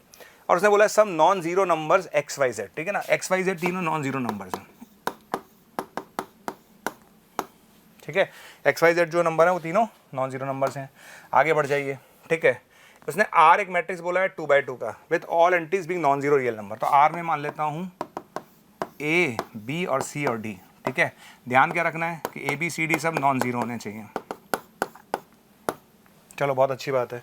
अब आता है Q R into R P. Q R x y z 4 Q R, तो क्यू आर मैंने ले लिया ए बी सी डी, ठीक है, इक्वल टू आर पी। तो यहाँ पर आ गया ए बी सी डी। अच्छा पी क्या है भैया हमारे पास, पी मेरे पास है 2 0 0 और 3, ठीक है। अब मल्टीप्लाई कर लेते हैं। जब मल्टीप्लाई करेंगे तो क्या आएगा, ये आएगा a x plus c y आएगा, ये कितना आएगा b x plus d y आएगा, ठीक है ना। ये आएगा ए जेड प्लस 4c आएगा, ठीक है ना। और क्या आएगा बी जेड प्लस 4d आ जाएगा, ठीक है। इधर कितना आएगा भैया, इधर आएगा 2a, इधर आएगा 3b, ठीक है, इधर आएगा 2c, ओके, और इधर आएगा 3d। ये लो सरकार, यहाँ तक आ गया। यहाँ तक आने के बाद सिंपल कंपैरिजन करना है तो कंपैरिजन करते हैं। चलिए आगे बढ़ते हैं, कंपैरिजन करते जाते हैं। तो यहाँ पर सबसे पहला कंपैरिजन आ रहा है कि ax प्लस सी वाई जो है वो 2a के इक्वल है। ध्यान से देखना भैया, ax प्लस सी वाई जो है वो 2a के इक्वल है। bx plus d Y 3b के इक्वल है। bx plus d Y 3b के इक्वल है, ठीक है। आगे बढ़ो भैया, आगे बढ़ते हैं। a z plus 4c equals to 2c है, ठीक है ना। a z plus 4c equals to 2c है। आगे बढ़ो भाई, आगे बढ़ते हैं। B z plus 4d equal to 3d है, ठीक है ना। B z plus 4d equals to 3d है, ठीक है। अब आगे देखो, अब इस क्वेश्चन में करना क्या था। पहले तो भाई एक्स वाई जेड निकाल सकते हो तो बहुत ही अच्छी बात है, निकालने की कोशिश करेंगे, नहीं निकलेगा तो कुछ और सोचेंगे। तो यहाँ से मुझे एक रिश्ता नज़र आता है कि ए जेड जो है वो -2c के इक्वल है, ठीक है। और यहाँ से मुझे नज़र आता है कि जो बी जेड है वो -d के इक्वल है, ठीक है। डिवाइड कर दो तो यहाँ से a upon B equal to आ गया 2c/d, ठीक है। यानी आप बोल सकते हो कि AD बराबर आ गया 2bc, क्योंकि सारे नंबर नॉन जीरो है तो कोई दिक्कत ही नहीं डिवाइड करने में। आप डिवाइड कर दो, तो डिवाइड करोगे तो a/b इक्वल्स टू 2c/d यानी AD इक्वल्स टू 2bc आ गया, राइट। अब आगे चलो। अब यहाँ पर उसने एक बात लिखी थी, हो सकता है बहुत सारे बच्चे ऐसे करते, वो कर सकते थे कि x को 2 ले लेते, x को 2 लेके c या y 0 ले लेते हैं, लेकिन उसने बोला है नॉन ज़ीरो। तो अब हमें करना क्या है, अब हमें क्या करना पड़ेगा, इन दोनों को सॉल्व करना पड़ेगा। तो ax plus cy equal to 2a और bx plus dy equals to, ठीक है, 3b आ गया। इसको इंटू डी करेंगे, इसको इंटू सी करेंगे और सब्ट्रैक्ट कर देंगे। क्या करेंगे, सब्ट्रैक्ट। तो यहाँ से AD minus b c into x आएगा, ठीक है, और ये आएगा 2AD माइनस 3BC। आ गया। चलिए, अच्छा यहाँ पर AD किसके बराबर है, 2BC के बराबर है, तो AD की जगह 2BC रख दीजिए। तो ये बचेगा BC इंटू एक्स, और यहाँ पर भी AD की जगह 2BC रखेंगे तो ये बचेगा BC। तो x की वैल्यू 1 आ गई। मतलब एक नंबर तो खूबसूरत आया, x इक्वल टू 1 तो आया, x equal to 1 is a खूबसूरत नंबर, तो x की वैल्यू 1 आ गई। अच्छा, जैसे ही x की वैल्यू 1 आएगी तो y निकालना हमारे लिए आसान हो जाएगा। तो x की वैल्यू 1 आते ही y मेरे पास आ रहा है a/c, ठीक है। x की वैल्यू 1 आते ही अगर आप x के लिए 1 रखते हैं तो y अपने पास आएगा a/c या फिर जो 2b/d आ जाएगा, बात बराबर है, ठीक है। अच्छा, अब क्या चाहिए भाई, अब क्या चाहता है क्वेश्चन में, आगे देखते हैं। तो x आ चुका है, y आ चुका है, और z अगर आप लेना चाहो तो z आपके पास दो चॉइस हैं, आप चाहे ये ले लो चाहे आप ये ले लो। चलिए आगे बढ़ते हैं। अब क्या चाहता है वो, ठीक है, ओके। अब उसने क्या बोला है, उसने ऑप्शन पे जाइए, उसने बोला determinate of q minus 2i 0, q minus 2i 0। तो q पहले लिख लेते हैं भाई, है ना। अच्छा, q हमने determinate of q minus 2i, अच्छा q हमने माना एक्स वाई जेड 4 दे रखा था, q हमारे पास था एक्स वाई जेड 4, ध्यान से देखना भाई, q तो x तो 1 आ गया, ठीक है। अच्छा, y हमने a/c ले लिया, ठीक है। अच्छा, z जो है मैं मेरी मर्जी है, मैं चाहूँ तो मैं जब a/c ले रहा हूँ तो z यहाँ से लूँगा माइनस 2c/a, ठीक है ना। और लास्ट वाला 4 था, ये मैंने q ले लिया, कोई तकलीफ होनी नहीं चाहिए और है भी नहीं, क्योंकि भाई जब यहाँ पर मैं a/c में खेल रहा हूँ तो फिर मैं यहाँ पर भी a/c में ही खेलूँगा ना, c/a में खेलूँगा, तो मैंने q ले लिया, ठीक है। अब एक एक करके ऑप्शन चेक करना चालू करते हैं, राइट। चले, तो q मैं यहाँ पर लिख देता हूँ साइड में, है ना। q मेरे पास आ चुका है बच्चों, q मेरे पास आया 1, ठीक है ना, a/c माइनस 2c/a, और ये 4 आ गया, ये q आ चुका है, ठीक है। अब मेरे पास आता है determinate of q minus 2i, ठीक है। q माइनस 2i का डिटर्मिनेट निकालना है मुझे, q माइनस 2i का डिटर्मिनेट निकालना है, ठीक है ना। तो q माइनस 2i का मतलब इसमें से अपन कर लेते हैं, जैसे ये लिखा है 1 a/c minus 2c/a 4 minus 2i का मतलब हो गया 2 0 0 और 2, ठीक है बच्चे।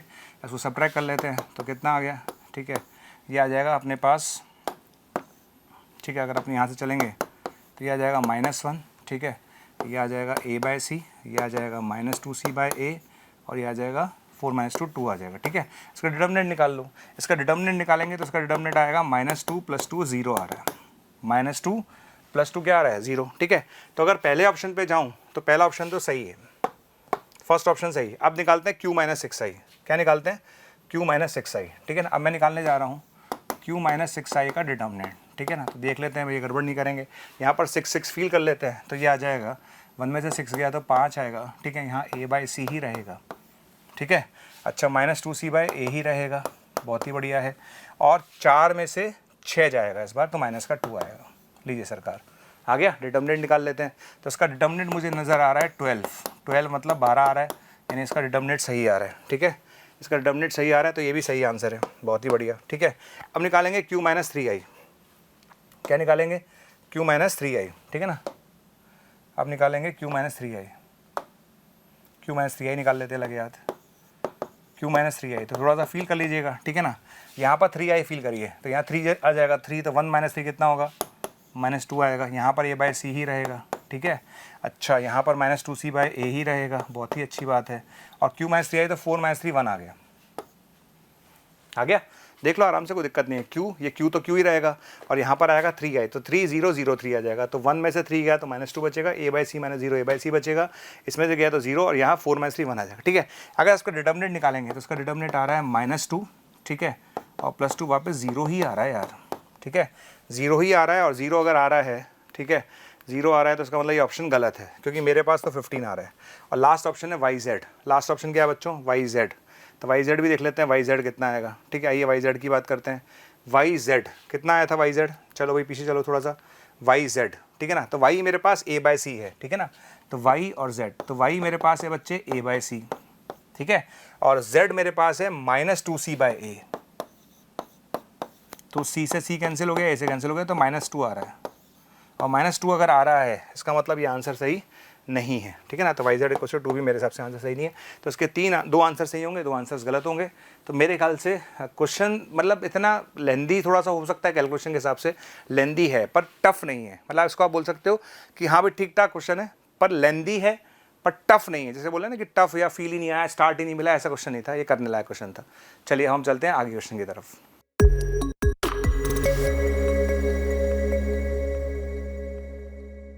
हाँ भाई, क्वेश्चन नंबर 6 देखिए। इसमें क्या बात हो रही है, H denote the locus of the mid point of those chords of the parabola y square equal to x. Y square equal to x ये पैराबोला है और एरिया दिया हुआ है मैं किसका, एक पैराबोला और इसका एक कोड। तो देखो मैं अगर इसको बनाऊं,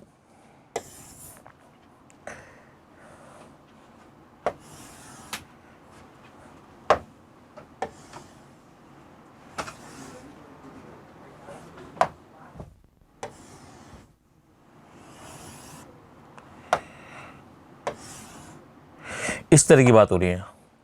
तो एक तो ये जो लाइन है, सपोज ये हमने मान लिया y equals to M X plus C, ये लाइन, ये कोड है इसका, और ये पैराबोला है y square equals to x. तो ये बाउंडेड रीजन जो है, ये वाला जो रीजन हमें दिख रहा है, ये बाउंडेड रीजन, इसकी बात कर रहे हैं अपन, ठीक है। इसको क्वेश्चन में गिवन है ये है 4/3। तो अगर अपन यहाँ देखें डायरेक्टली, जो हमारे पास पैराबोला है और वो जो लाइन हमने y equal to M plus C लिया हुआ है, इसके लिए अगर बात करें तो जो एरिया आने वाला है वो एरिया वो किसके इक्वल हो जाएगा, 1 - 4cm power 3/2 upon 6m square, ठीक है। तो इसके इक्वल हो जाएगा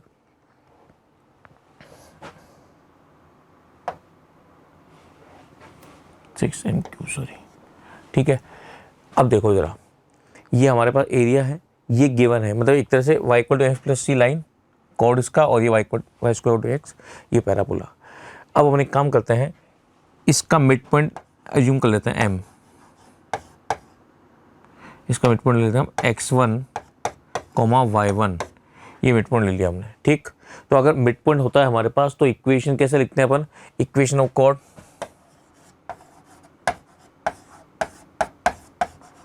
इक्वेशन कोड कैसे मिलता है, t इक्वल टू S1, याद है कि ये फॉर्मेट, ठीक है। t equal to S1 format हम यूज़ करते हैं डायरेक्टली। तो क्या हो जाएगा, देखो t कैसे फाइंड करेंगे, y1 - 1/2 x प्लस x1, ये तो हो गया t, is equals to y1 square minus x1, ये हो गया S1, ठीक। तो यहाँ से अपन देखें, अगर इसको थोड़ा सा अरेंज कर लें, y1 equals to x plus x1/2 plus y1 square minus x1। तो ये बन जाएगा अपने पास y1 इक्वल्स टू ये x/2 और ये प्लस x1/2 माइनस, तो माइनस का x1/2 प्लस y1 स्क्वायर। तो यहाँ से y का वैल्यू हमें मिलेगा, क्या मिलेगा, देखो वो लिखा हूँ, y इक्वल्स टू कितना हो गया, ये आ जाएगा x/2y1 minus x1 upon 2y1 plus y1। तो अगर इसको कंपेयर करें तो m का वैल्यू कितना मिला हमें, m का वैल्यू मिला 1/2y1 और c का वैल्यू मिला हमें minus x1 upon 2y1 plus y1, ठीक। ये वैल्यू हमें मिल गए।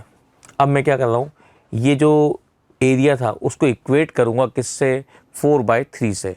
तो एक बार फिर से बात करते हैं, 1 - 4cm इसका पावर 3/2 6m³ इक्वल्स टू 4/3, ठीक।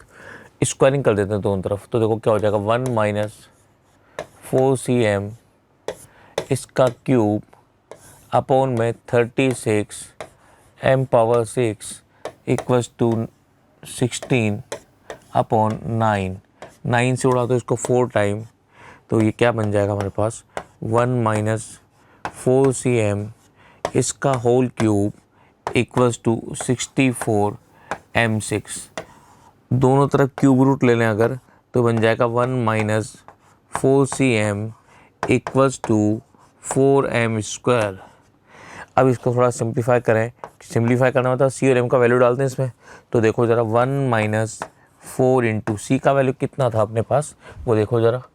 सी का वैल्यू था अपने पास minus x1 upon 2y1 plus y1, minus x1 upon 2y1 plus y1, ये सी का वैल्यू, और m का value 1 upon 2y1 equals to 4 into 1 upon 2y1 का स्क्वायर।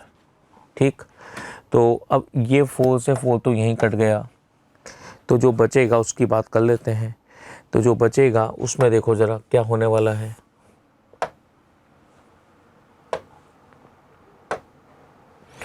इक्वल्स टू, अब देखो ज़रा इसको थोड़ा सिंप्लीफाई करें, तो ये तो y1 स्क्वायर, और यहाँ अपने पास हो गया 1 माइनस, अगर इस 1 अपॉन 2y1 को इसमें मल्टीप्लाई कर दें तो क्या बन जाएगा, देखो पहले 4 को बाहर रहने दो, अभी अंदर अपन लिख देते हैं minus x1 upon 4y1 square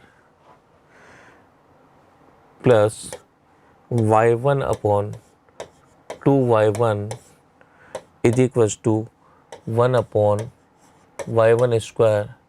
तो ये तो कैंसिल हो गया y1 से y1, अब 4 से मल्टीप्लाई कर दो तो 1 माइनस 1, 4 से मल्टीप्लाई करेंगे ये हो जाएगा प्लस में x1 upon y1 square minus ये 4 से कैंसिल होकर 2 time equal to 1 upon y1 square. तो ये हमारे पास बनेगा इधर से, वो देखिए ज़रा, मैं ये 1 और -2 -1 हो गया, और इसको तो बुला लेते हैं x1 upon y1 square minus 1 upon y1 square equals to 1। तो यहाँ से हमें मिलेगा x1 minus 1 equals to y1 square. तो लोकस ऑफ, अगर लोकस की बात करें तो देखो लोकस ऑफ mxy1 जो मिडिल पॉइंट हमने माना था उसका लोकस की अगर बात करें तो ये आ जाएगा अपने पास y square equals to x minus 1। तो ये हमारे पास उस पॉइंट का लोकस आ चुका है। अब क्वेश्चन में आगे क्या बोला था हमसे कि ये जो लोकस है ये दूसरे वाले पैराबोला के साथ x इक्वल्स टू 1 से 4 के बीच में जो एरिया, जो रीजन है उसका एरिया हमें कैलकुलेट करना है। तो देखिए ज़रा, ये y square equal to x minus 1 जो है कैसे बनाएंगे अपन, कि हमें ये पता है कि एक तो हमारे पास इनिशियल कर्व ये दे रखा था, और अभी हमें मिल गया y square equal to x minus 1 जो लोकस मिला हमें। अब इसको अगर प्लॉट करें तो देखो कुछ कैसा हो जाएगा।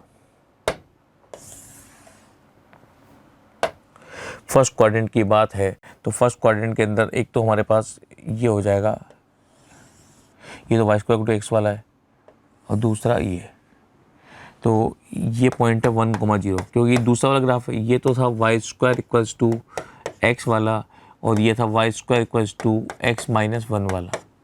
तो 1 से लेके 4 के बीच में, तो 1 से लेके 4 के बीच में हमें, तो देखो यहाँ से लेके यहाँ कहीं रहा होगा, इसके बीच में जो बाउंडेड रीजन हमें दिख रहा है ये वाला, ये वाला रीजन, इसके एरिया को कैलकुलेट करना है। ठीक है, अब देखो ज़रा, इसको एरिया को कैलकुलेट करेंगे अपन। तो अब कैसे कैलकुलेट करें, तो हम ये देखेंगे कि ये वाला ऊपर वाला जो कर्व है y square equal to x, इसके अंडर वाला जो रीजन है उसका एरिया, और उसमें से माइनस कर दें ये नीचे वाला जो कर्व है इसके अंडर जो एरिया है उसका। तो देखो हमारा जो रिक्वायर्ड एरिया है वो कितना होगा, देखो ऊपर वाला कर्व है तो उसके अंदर तो हम कैलकुलेट करेंगे रूट एक्स, क्योंकि वाई का वैल्यू कितना है रूट एक्स है, वो कहाँ से कहाँ तक है 1 से लेके 4 तक, इसमें से माइनस कर दो रूट एक्स माइनस 1, ये भी कहाँ से 1 से लेके 4 तक, क्योंकि इस कर्व के नीचे में से ये इसके नीचे वाला एरिया माइनस करेंगे तो रिक्वायर्ड एरिया मिलेगा। तो कितना हो जाएगा, देखो एक्स पावर 3/2 अपॉन 3/2, इसका लिमिट है 1 से 4 माइनस एक्स माइनस 1 का पावर 3/2 अपॉन 3/2, इसका पावर वैल्यू है 1 से 4। अब देखो ज़रा अपर लिमिट रखें 4 पावर 3/2 तो बन गया 8, 4 पावर 3/2 कितना हो जाता है 8, माइनस 1 रखेंगे तो -1, 1 पावर 3/2 1 होगा, और अपॉन में 3/2, मतलब इसको हम चाहें तो ऐसा लिख सकते हैं 2/3 माइनस, अब देखो इसमें अपर लिमिट 4 रखेंगे, 4 3 पावर 3/2 अपॉन 3/2 मतलब 2/3, इसमें 1 रखेंगे तो 0 हो जाएगा, तो ख़त्म हो गया वो। अब ये जो बचा उसको देखो ज़रा, ये 14/3 माइनस ये कितना बन जाएगा, ये 2 × √3, क्योंकि 3 तो कैंसिल हो जाएगा, तो 2 × √3, तो दैट इज द आंसर। ये रिक्वायर्ड एरिया हमें मिलेगा। ये बात क्लियर है क्या? चलिए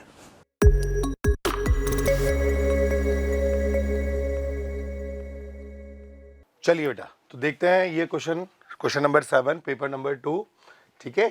और क्वेश्चन में ये आया था कि let Px1 y1 and Qx2 y2 be the two distinct point on the ellipse such that y1 greater than 0 है और y2 भी ग्रेटर देन 0 है, and let C denotes the circle x square plus y square equal to 9 and m be a point 3,0, ठीक है। Suppose the line x equal to x1 intersect C at R and the line x equal to x2 intersect C at S such that कि जो angle दिया गया है वो एक जगह π/6 है और एक जगह π/3 है, ओरिजिन डिनोट्स O, और फिर अपन को ये 4 ऑप्शन चेक करना है। तो ये बेसिक क्वेश्चन हो गया कोऑर्डिनेट ज्योमेट्री का। तो चलिए सबसे पहले कहानी ये है कि हमको दिया गया है एक इलिप्स, तो पहले हम बना लेते हैं इलिप्स। ये रहा हमारा इलिप्स और ये वाला जो पॉइंट होगा इसी को 3,0 बोल रहे हैं, और 3,0 पर हम जानते हैं यही कोऑर्डिनेट हमारा किसका है, m का। फिर उन्होंने बुलाया एक सर्कल जो x square plus y square equal to 9 वाला सर्कल है, तो वो पास कुछ ऐसे ही करेगा। ये वाला पॉइंट आपका कॉमन हो गया। उसने बोला यहाँ पर एक पॉइंट P है, इसको P पॉइंट मान लेते हैं। इसके कोऑर्डिनेट है आपके पास x1, y1, और यहाँ से एक line x is equal to x1 करके खींची गई है जो यहाँ पर मिल रही है, और ये पॉइंट है R।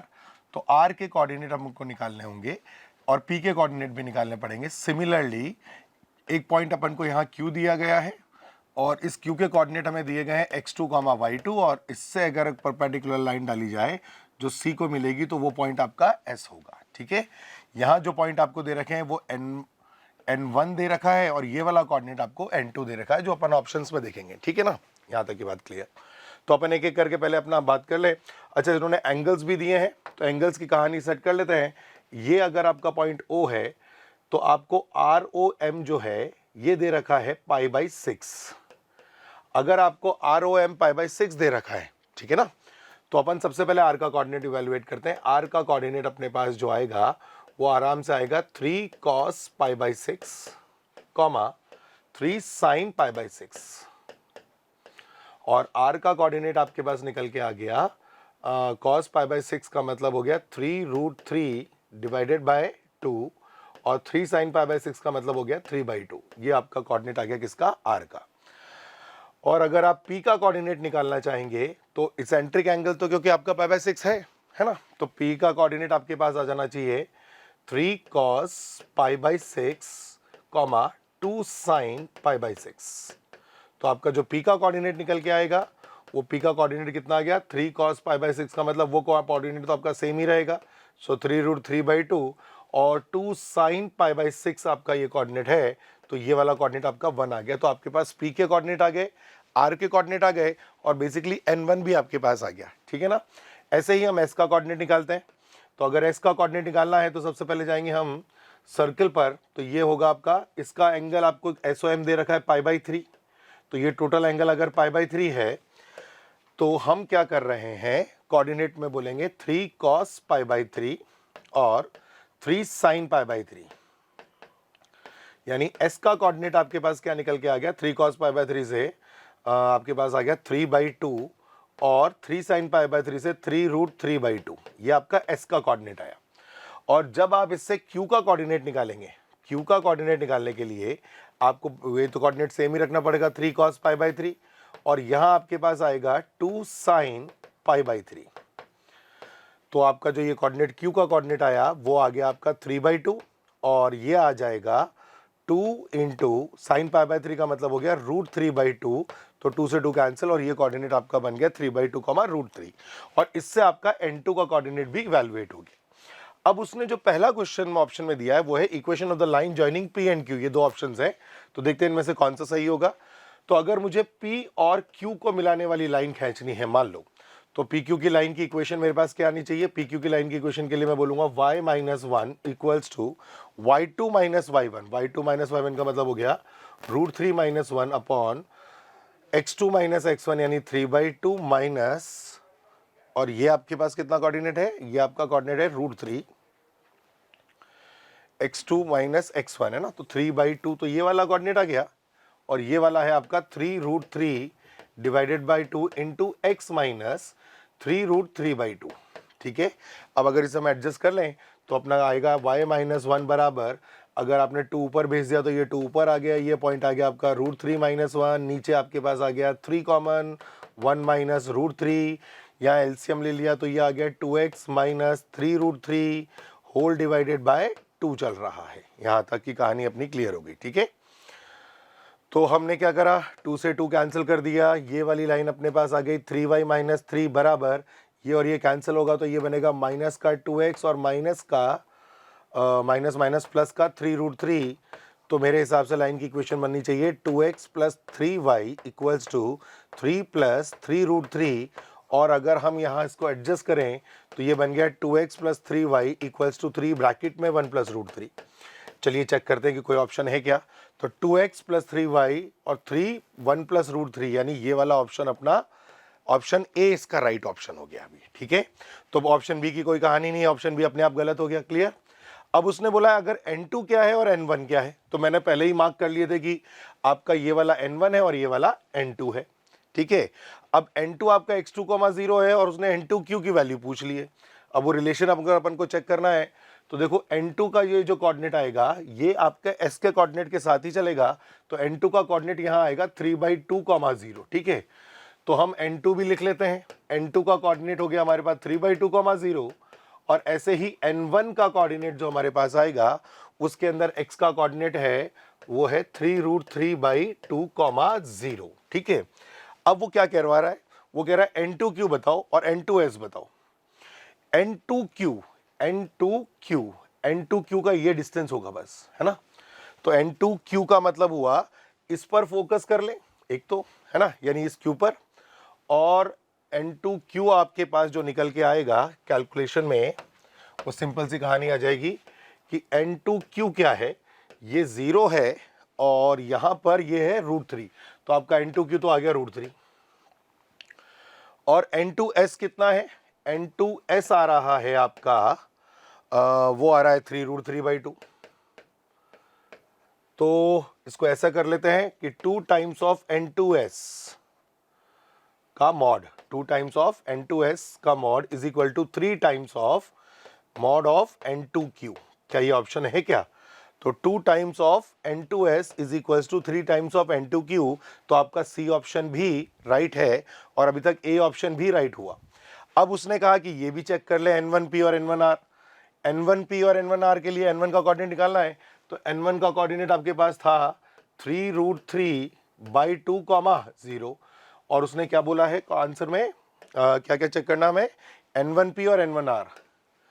तो n1p ये डिस्टेंस होगा, अब n1p में p का कोऑर्डिनेट पकड़ लो, p का कोऑर्डिनेट में आपका ये 1 आ रहा है, तो आपका n1p जो आ रहा है वो 1 आ रहा है।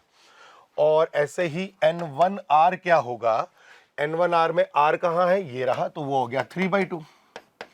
तो अपन क्या बोल सकते हैं, यहां से बोल सकते हैं कि 2n1r is equals to 3 times of n1p। This is the relation. और हमको क्या रिलेशन दिया गया है, 9n1p is equal to 4n1r। 9n1p is equals to 4n1r, है ना। तो ये वाला रिलेशन तो 2 में रहेगा, तो the right answer of this one will be A and C. ठीक है, चलिए। तो ये सवाल मतलब ये क्वेश्चन करने वाला था, इसमें कोई ज्यादा दिक्कत वाला बात नहीं थी बेटे, ना।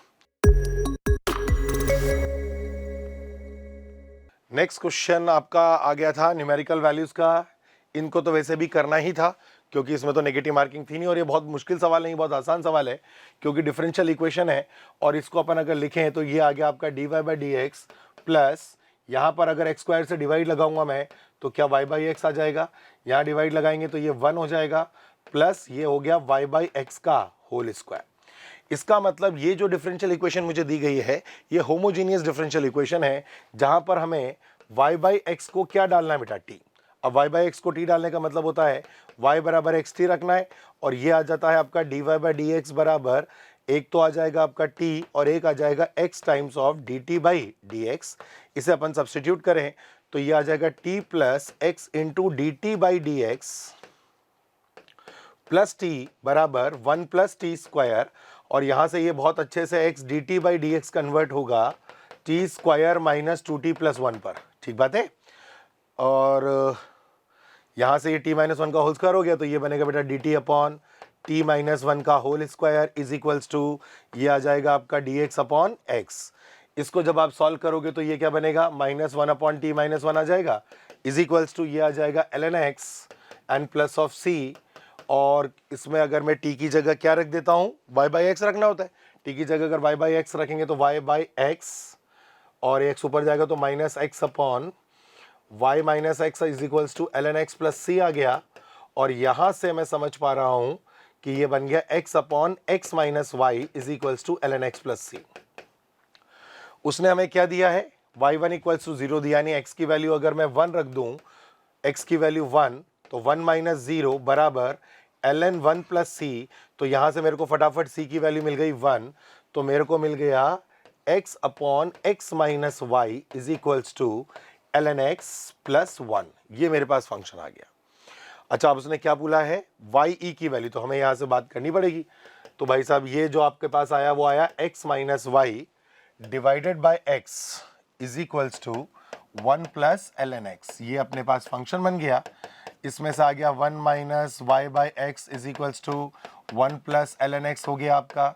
और यहाँ से अगर अपन इसे रिजॉल्व कर लें तो यहाँ से हमारे पास क्या आ जाएगा, 1 और 1 आपका ये कैंसिल हो गया, और माइनस का y बराबर ये हो गया x times of 1 plus ln x। ठीक है, और y की वैल्यू आप निकाल लें तो y बराबर हो गया minus x 1 plus ln x। ठीक बात है यहाँ तक। ठीक है, x upon x minus y आ गया, that is equals to ln x plus 1 आ गया।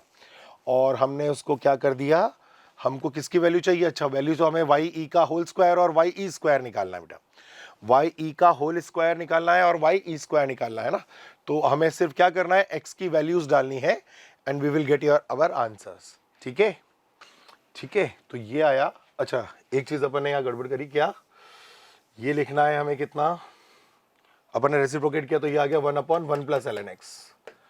अब इसे सही कर लेते हैं, ये आ जाएगा आपका 1 minus y by x is equals to 1 upon 1 plus ln x।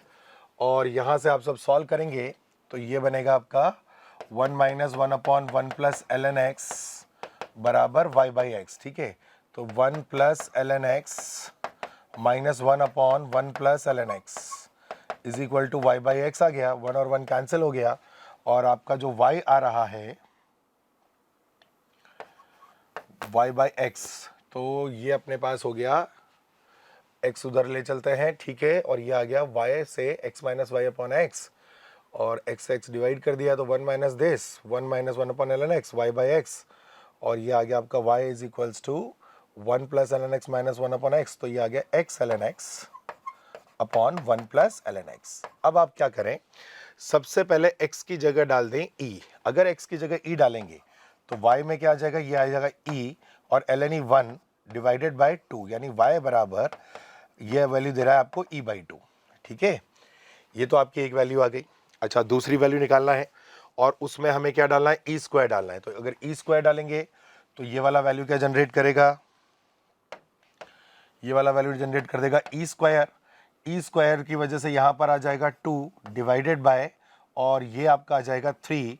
तो आपकी ये जो वैल्यू आ रही है वाई ई स्क्वायर है ना, ध्यान से देखना, वाई स्क्वायर की वैल्यू आपकी कितनी आ रही है, ई स्क्वायर 2/3, और वाई ई आपके पास आ रहा है ई बाई 2, और आपको जिसकी वैल्यू निकालनी है वो है 2 इंटू ई बाई 2 का स्क्वायर, यानी E square by 4 divided by, और नीचे आपको कितना चाहिए, 2 ई स्क्वायर बाई 3 है ना। तो ये स्क्वायर से ई स्क्वायर आपका गया, और ये आपका गया मेरे ख्याल से 2 से 2 भी गया, तो आपका जो आंसर आया वो आ गया 3/4। तो 3/4 के हिसाब से जो आपका आंसर जाना चाहिए वो कितना होना चाहिए, पॉइंट लगा लें, तो 0.75 विल बी योर आंसर। तो 0.75 आपका इस क्वेश्चन का आंसर आएगा बेटा। ठीक है,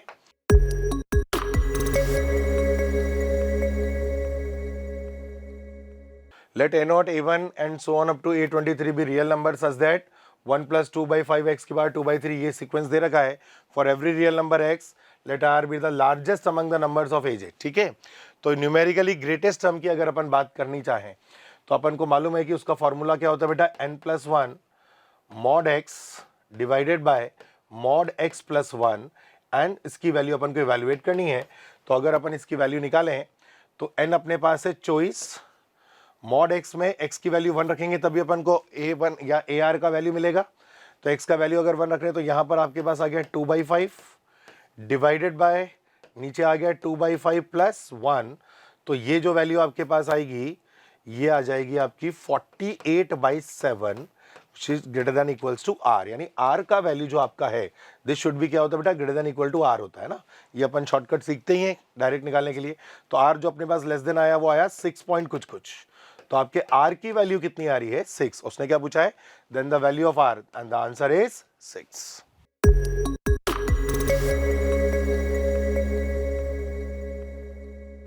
नेक्स्ट क्वेश्चन है question number 11। A factory has a total of 3 manufacturing unit M1, M2 and M3, ठीक है, which produce bulbs independent of each other। मतलब जो M1 बल्ब प्रोड्यूस कर रहा है और M2 बल्ब जो प्रोड्यूस कर रहा है और M3 बल्ब जो प्रोड्यूस कर रहा है वो सब इंडिपेंडेंट है। मतलब M1 और M2 आपस M1, M2, M3 independent. The units M1, M2, M3 produce bulb in the proportion 2:1 respectively is known that 20% of the bulb produced in the factory are defective. Clear? It is also known that of all the bulbs produced by M1, 50% are defective. Suppose that if a randomly chosen bulb produced in the factory is found to be defective, the probability that it was produced by M2 is 2/5. So if a bulb is chosen randomly from the bulb produced by M3, then the probability that it is defective is, ये अपन को find करना है। तो क्या क्या अपन को given है उसका देखिएगा। तो जो फैक्ट्री है उसमें 3 मैन्युफैक्चरिंग यूनिट है, M1, M2, M3। तो बल्ब प्रोड्यूस करने का प्रोबेबिलिटी हो जाएगा, M1 बल्ब प्रोड्यूस करने की प्रोबेबिलिटी है 2/5, बल्ब M2 प्रोड्यूस करने की प्रोबेबिलिटी 2/5 और बल्ब M3 प्रोड्यूस करने की प्रोबेबिलिटी 1/5। ये आपको गिवन है।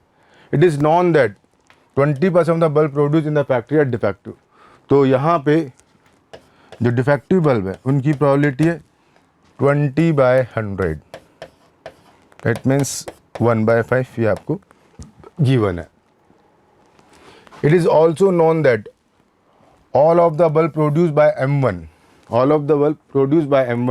15% are defective। तो यहाँ पे probability of D/M1 वो कितना दे रखा है, 15/100। Suppose that if a randomly chosen bulb produced in the factory is found to be defective, the probability that it was produced by M2, तो यहाँ पे जो probability रखे M2/D वो कितना दे रखा है आपको 2/5 और मुझे फाइंड करना है if a bulb is chosen randomly from the bulb produced by M3 then the product that is it is defective तो probability D/M3 ये मुझे फाइंड करना है, ठीक है। तो probability of M2 तो ये कितना हो जाएगा आपके पास 2/5 is equals to probability of M2 intersection D upon probability of defective। तो यहाँ से डेटा कलेक्ट कर ले तो 2/5 equals to probability of M2 into probability of D/M2 upon probability of D। तो यहाँ पे 2/5 आपको देगा D/M2 यहाँ से आपको मिल जाएगा कितना 2/5 probability M2 आपका 2/5 ही है और probability of D/M2 और probability D कितना है टोटल probability कितनी रखी है आपको 1/5 तो यहाँ से कैलकुलेट होगा तो probability of D/M2 is equal to 1/5। Clear. अब अपन को probability फाइंड करनी है D/M3 तो कैसे निकालेंगे टोटल probability से P of D is equals to probability of M1 into probability of D/M1 plus probability of M2 to probability of D/M2 plus probability of M3 probability of D/M3। Basically हमको यही find करना है। Clear है। Now इसको calculate कर लेते हैं। ये कितना दे रखा है आपको 1/5 probability of M1 है 2/5 D/M1 आपको गिवन है 15/100 यानी कि 3/20 plus probability of M2 again 2/5 है और probability of D/M2 ये भी अपन ने कैलकुलेट किया था 1/5 प्लस probability of M3 और ये मुझे कैलकुलेट है probability of D/M3।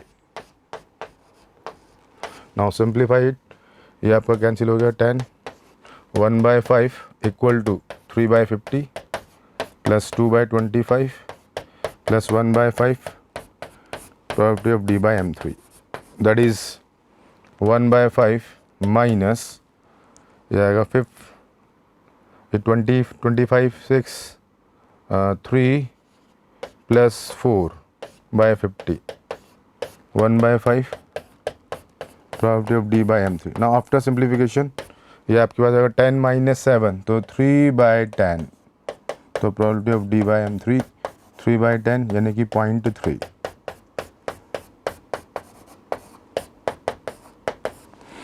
क्लियर है। ये probability का क्वेश्चन था। क्वेश्चन मीडियम लेवल का है। ठीक है।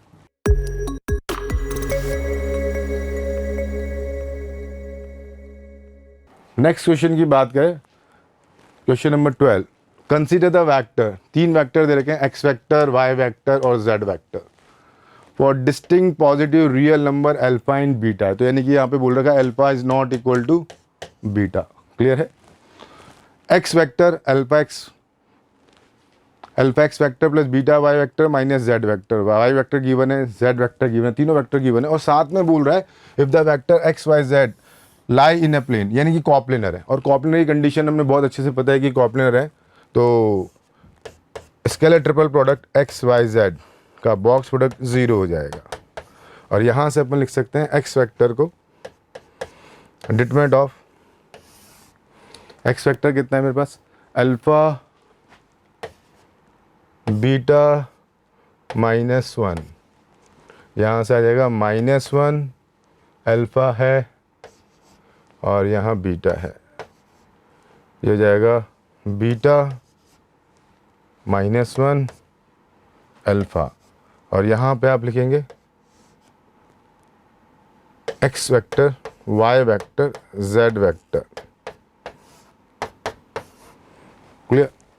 और x y z वेक्टर भी आपको दे रखा है 1 2 3 और ये वैल्यू मैं रिप्लेस कर रहा हूँ तो कितना हो जाएगा ये alpha beta -1 that is alpha beta -1 -1 alpha beta beta -1 alpha और एक्स वाई जेड इसका वैल्यू जाएगा 1 2 3 1 2 3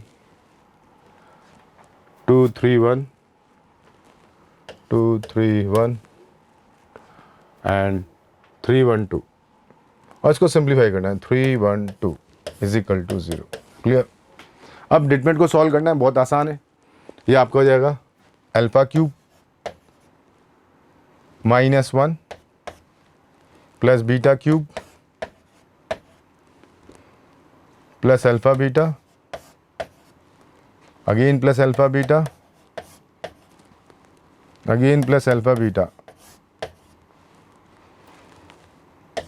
इनटू, इसको सिंप्लीफाई कर ले, ये आपका हो जाएगा 3 2 जा 6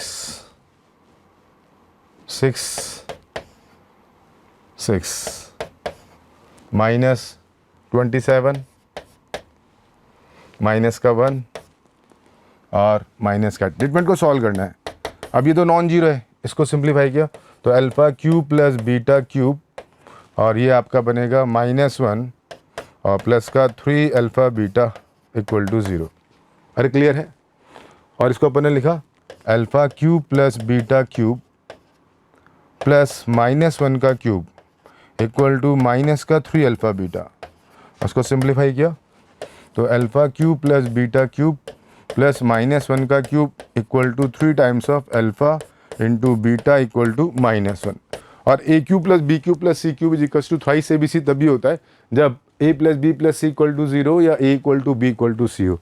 तो ये तभी पॉसिबल होगा जब alpha plus beta -1 equal to 0 हो और alpha equal to beta equal to -1। ये तो पॉसिबल ही नहीं है क्योंकि ये तो क्वेश्चन में आपको गिवन है कि अल्फा बीटा जो है आपका डिस्टिंक्ट होना चाहिए, तो ये वाला दूसरा केस तो आपका डिस्कार्ड हो जाता है और यहाँ से अल्फा प्लस बीटा का वैल्यू मेरे पास आ जाता है 1।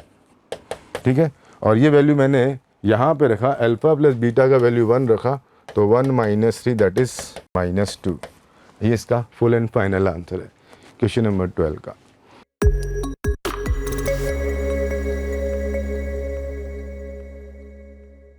क्वेश्चन नंबर 13 कॉम्प्लेक्स नंबर का क्वेश्चन है और क्वेश्चन बड़ा ही आसान है।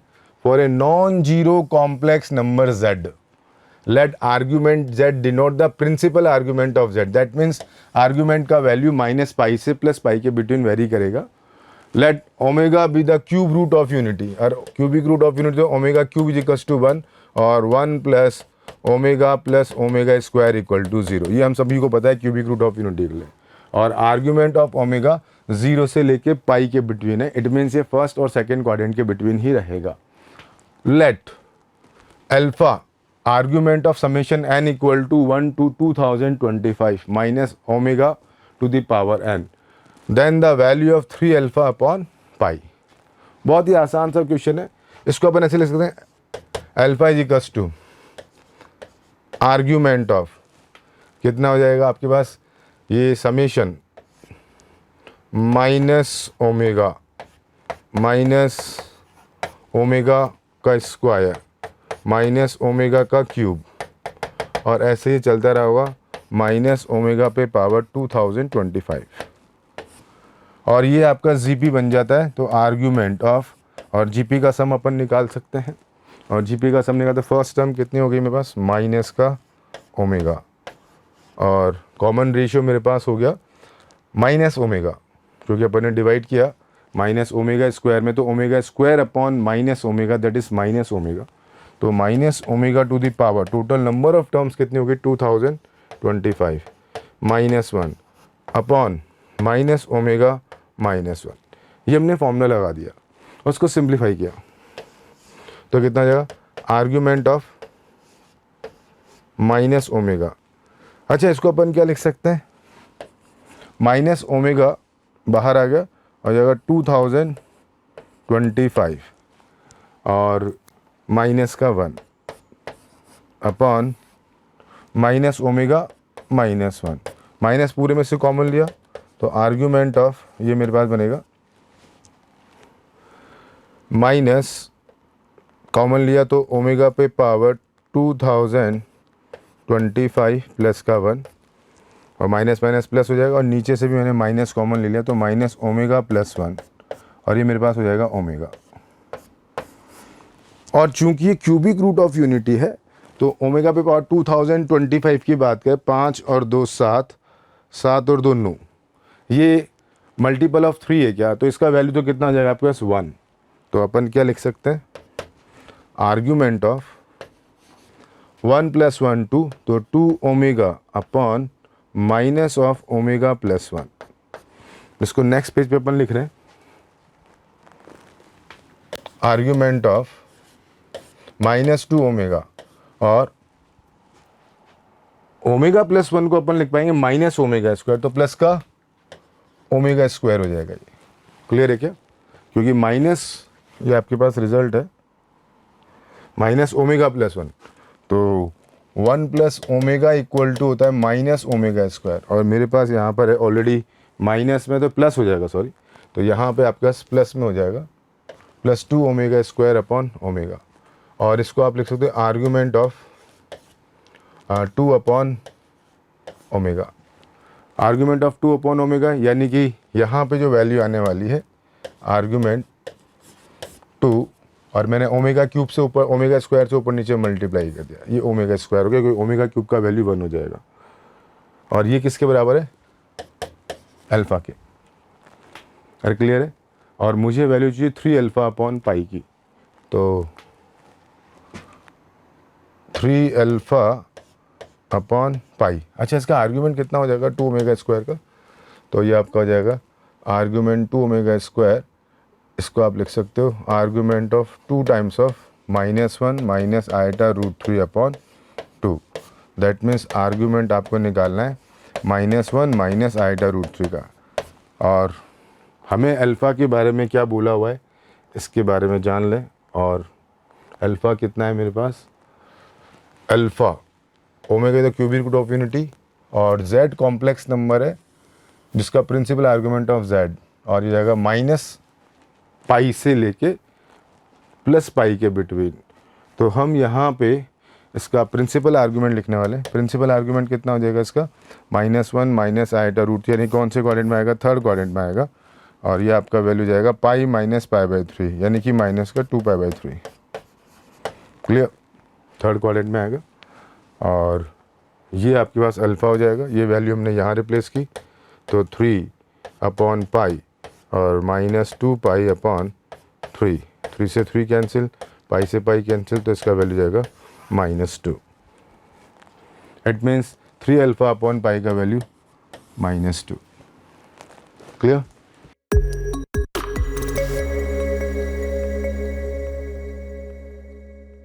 ओके गाइस, तो करते हैं क्वेश्चन नंबर 14 पेपर 2 का। ये बहुत ही बेहतरीन क्वेश्चन है, नॉर्मल क्वेश्चन जैसा अपन लोग करते आए हैं पहले भी। इस प्रश्न में हमें एक फंक्शन f(x) दिया है, एक फंक्शन g(x) दिया है और हमें ये एवेल्यूएट करना है। ठीक है, तो देखिए बच्चों, क्योंकि अपने को f(x) गिवन है ln x² + 2x + 4, तो पहले क्या है इससे अपन लोग डिफरेंशिएट कर लेते हैं। तो ये आ गया 1/x² + x + 4 और ऊपर आएगा 2x + 1। अच्छा, ये 2x है ना, ठीक है, 2x + 2, तो ये हो गया 2 × x + 1 डिवाइडेड बाय x + 1 का होल स्क्वायर + 3। ओके, इसे याद रखेंगे अपन लोग ना। ऐसे ही अपने पास gx भी है, तो gx को भी अपन डिफरेंशिएट करके रख लेते हैं। तो g' अपने पास आएगा -4/1 + e⁻²x का होल स्क्वायर और -2 e⁻²x। ठीक है बच्चों, अब अपने को ये निकालना है ना, तो इस पर फोकस करते हैं अपन लोग। देखिएगा, हमें निकालना है f', क्या निकालना है f', सॉरी, हमें निकालना है f of g inverse x, derivative of f of g inverse x ना। ठीक है, हमें निकालना है derivative of f of g inverse x। ठीक है बच्चों, तो देखें इसमें अपन लोग ये बनेगा एफ डैश जी inverse x into g inverse x का डेरिवेटिव। सही है एकदम। एफ डैश एक्स हम लोग निकाल चुके हैं, तो एफ डैश अपने पास ये आया था 2 into x plus 1 upon this, तो ये क्या बनना चाहिए अपने पास 2 into g inverse x plus 1 upon g inverse x plus 1 का whole square plus I think 3 था, एक बार देख लीजिए। ठीक है, अब हमें ये निकालना है ना, तो इसे हम अलग से निकालते हैं भाई। देखिए हमें निकालना है जी इनवर्स एक्स का डेरिवेटिव। ओके, तो भाई अपन लोग क्या लिखते हैं, मान लीजिए कि जी एक्स का जो इनवर्स फंक्शन है, let us assume it H of x, तो एच ऑफ जी एक्स क्या होगा बच्चों, एक्स होगा, तो एच डैश जी एक्स क्या होगा 1 अपॉन जी डैश एक्स, करेक्ट है ना, एच डैश जी एक्स। अब ये क्या है, बेसिकली यही जी इनवर्स है, जी इनवर्स का डेरिवेटिव। जी एक्स को मैंने टी मान लिया, तो यहाँ पर क्या आएगा 1 अपॉन जी इनवर्स। अब जब बच्चों मैंने जी एक्स को टी माना है ना, तो यहाँ पर एक्स क्या हो जाएगा फिर जी इनवर्स टी, तो यहाँ पर क्या आएगा जी इनवर्स टी, करेक्ट। अभी मैंने ये वाली चीज़ पहले ही निकाल रखी है ना, ये जी डैश है, ये जी डैश था अपने पास, जी डैश अपने पास ये आया है, तो मैं ये लिखने वाला हूँ 8, ध्यान से देखिएगा, 8 ई की power -2 g inverse x, correct है। नीचे देखिए 1 प्लस में आएगा 1 प्लस ई की पावर -2 जी इनवर्स एक्स पूरे का होल स्क्वायर। ठीक, अब हमें जो निकालना है उसमें मैं ये वैल्यू रखने वाला हूँ, तो देखिए अपने पास अपना आंसर क्या आएगा, twice g inverse x plus 1 upon g inverse x plus 1 का whole square plus 3। Okay, into में क्या आएगा, यहाँ से लिखिए 1 plus e to the power -2 g inverse x का whole square divided by 8 times e to the power -2 times g inverse x. थोड़ा सा कैलकुलेशन है हल्का सा ना। अब हमें निकालना क्या है वो एक बार और देख लेते हैं। हमें निकालना है एट एक्स इक्वल्स टू 2, मतलब हमें क्या निकालना है एफ डैश जी इनवर्स 2। जी इनवर्स 2 का वैल्यू कैसे निकलेगा, जी फंक्शन अपने पास ये रखा हुआ है ना, इसका आउटपुट 2 कब आएगा, जब x क्या होगा बच्चों 0, तो इसका वैल्यू क्या हो गया 0। तो जब मैं इसमें x की जगह 2 रखूँगा तो ये सारी वैल्यू क्या हो जाएंगी मेरे पास, ये सारी वैल्यू क्या हो जाएंगी बच्चों 0। तो अल्टीमेट देखिए क्या बनेगा 2 अपॉन 4 इंटू ये पूरा 0 हो गया 4 और ये 0 हो गया तो 1 हो जाएगा 8। तो अपना आंसर कितना आ रहा है 1/4। ओके, तो एक सिंपल क्वेश्चन है, थोड़ा सा लेंदी करने की कोशिश की गई है। आगे बढ़ते हैं।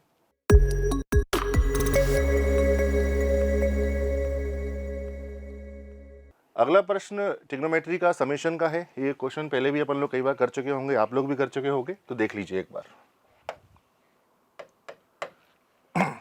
देखिए अल्फा इक्वल टू जो दिया है ना, मैंने इसमें साइन 1 डिग्री का डिवाइड किया और मल्टीप्लाई करेंगे, तो यहाँ पर क्या लिखोगे sine 61 degree minus 60 degree, correct है, ये स्टैंडर्ड अप्रोच है।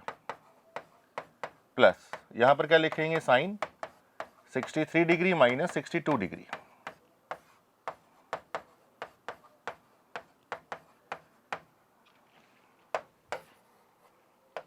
Sign 63 into sine 62 degree.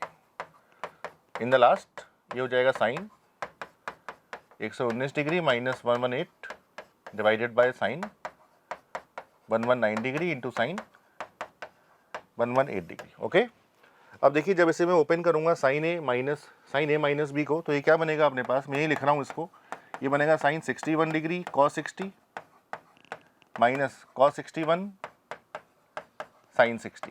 जब इसके नीचे मैं इस पूरे को लिखूंगा तो देखिए कौन सा कटने वाला है, यहाँ पर साइन 61 कैंसिल हो जाएगा, तो ये क्या बनेगा cot 60 degree minus cot 61 degree. ऐसे ही अगला वाला क्या बनना चाहिए, cot 62 degree minus cot 63 degree, correct है।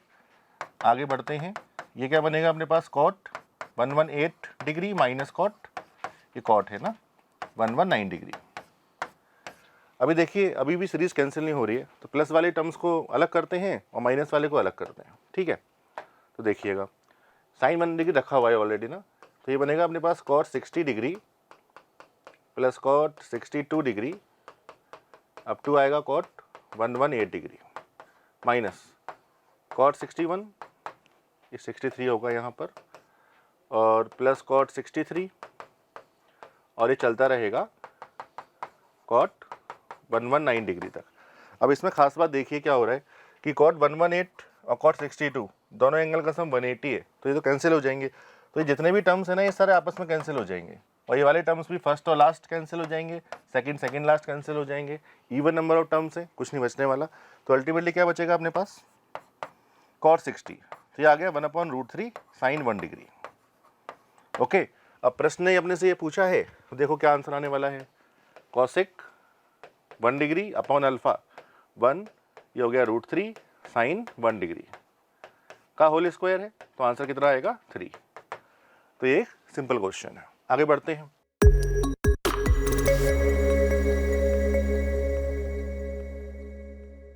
अगला प्रश्न डेफिनेट इंटीग्रेशन का है, आसान क्वेश्चन है। क्वेश्चन देखते ही आपको आइडिया लग गया होगा कि x = अगर 1/t रख दें तो ये प्रश्न हो जाता है सॉल्व, है ना।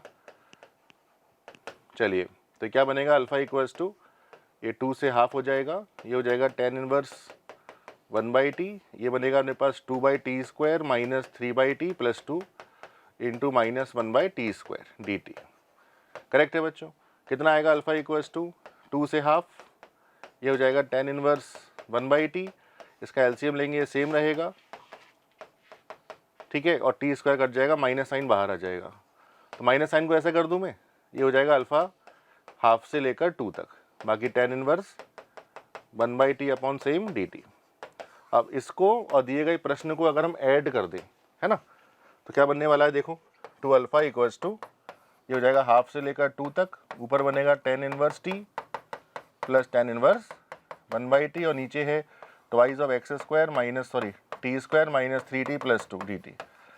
चूँकि t पॉजिटिव है, t हाफ और 2 के बीच में है, तो इसकी वैल्यू π/2 हो जाएगी। तो अल्फा = आ गया π/4 and then this integration 1/2 into t² minus 3/2t plus 1।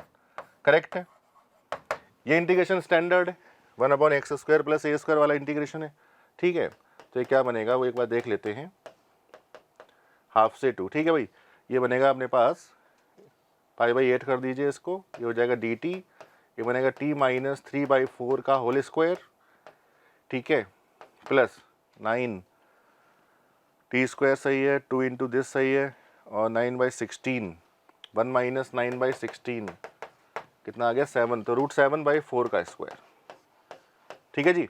Next page पर देखते हैं, ध्यान से देखिएगा, अल्फा = π/8 है ना, 1/2 से 2, ठीक है, और क्या था dt अपॉन t माइनस 3/4 का होल स्क्वायर प्लस √7/4 का होल स्क्वायर। स्टैंडर्ड फार्मूला है, कितना आएगा 1/a tan inverse t minus 3/4 upon √7/4, limit from half से लेकर 2 तक, ठीक है बच्चों। तो आफ्टर सॉल्विंग दिस इज π/2 √7। अब देखिए वैल्यू रख दीजिए आप, tan इनवर्स हो जाएगा 2 minus 3/4 upon √7/4 minus tan inverse 1/2 minus 3/4 upon √7/4, ठीक है जी। तो आफ्टर ये कितना बनने वाला है, 4 दूनी 8 minus 3 5/4, 5/√7 minus tan inverse 2/4 minus 1/4, तो माइनस 1/√7, ठीक है, तो प्लस लगा देते हैं, ठीक है। चलिए, तो आफ्टर सॉल्विंग दिस इज, तो ये आ रहा है अपने पास π/2 √7 tan इनवर्स 3 √7। तो बच्चों आपने देखे तीनों क्वेश्चन आसान हैं, हम लोग कर सकते हैं, ओके।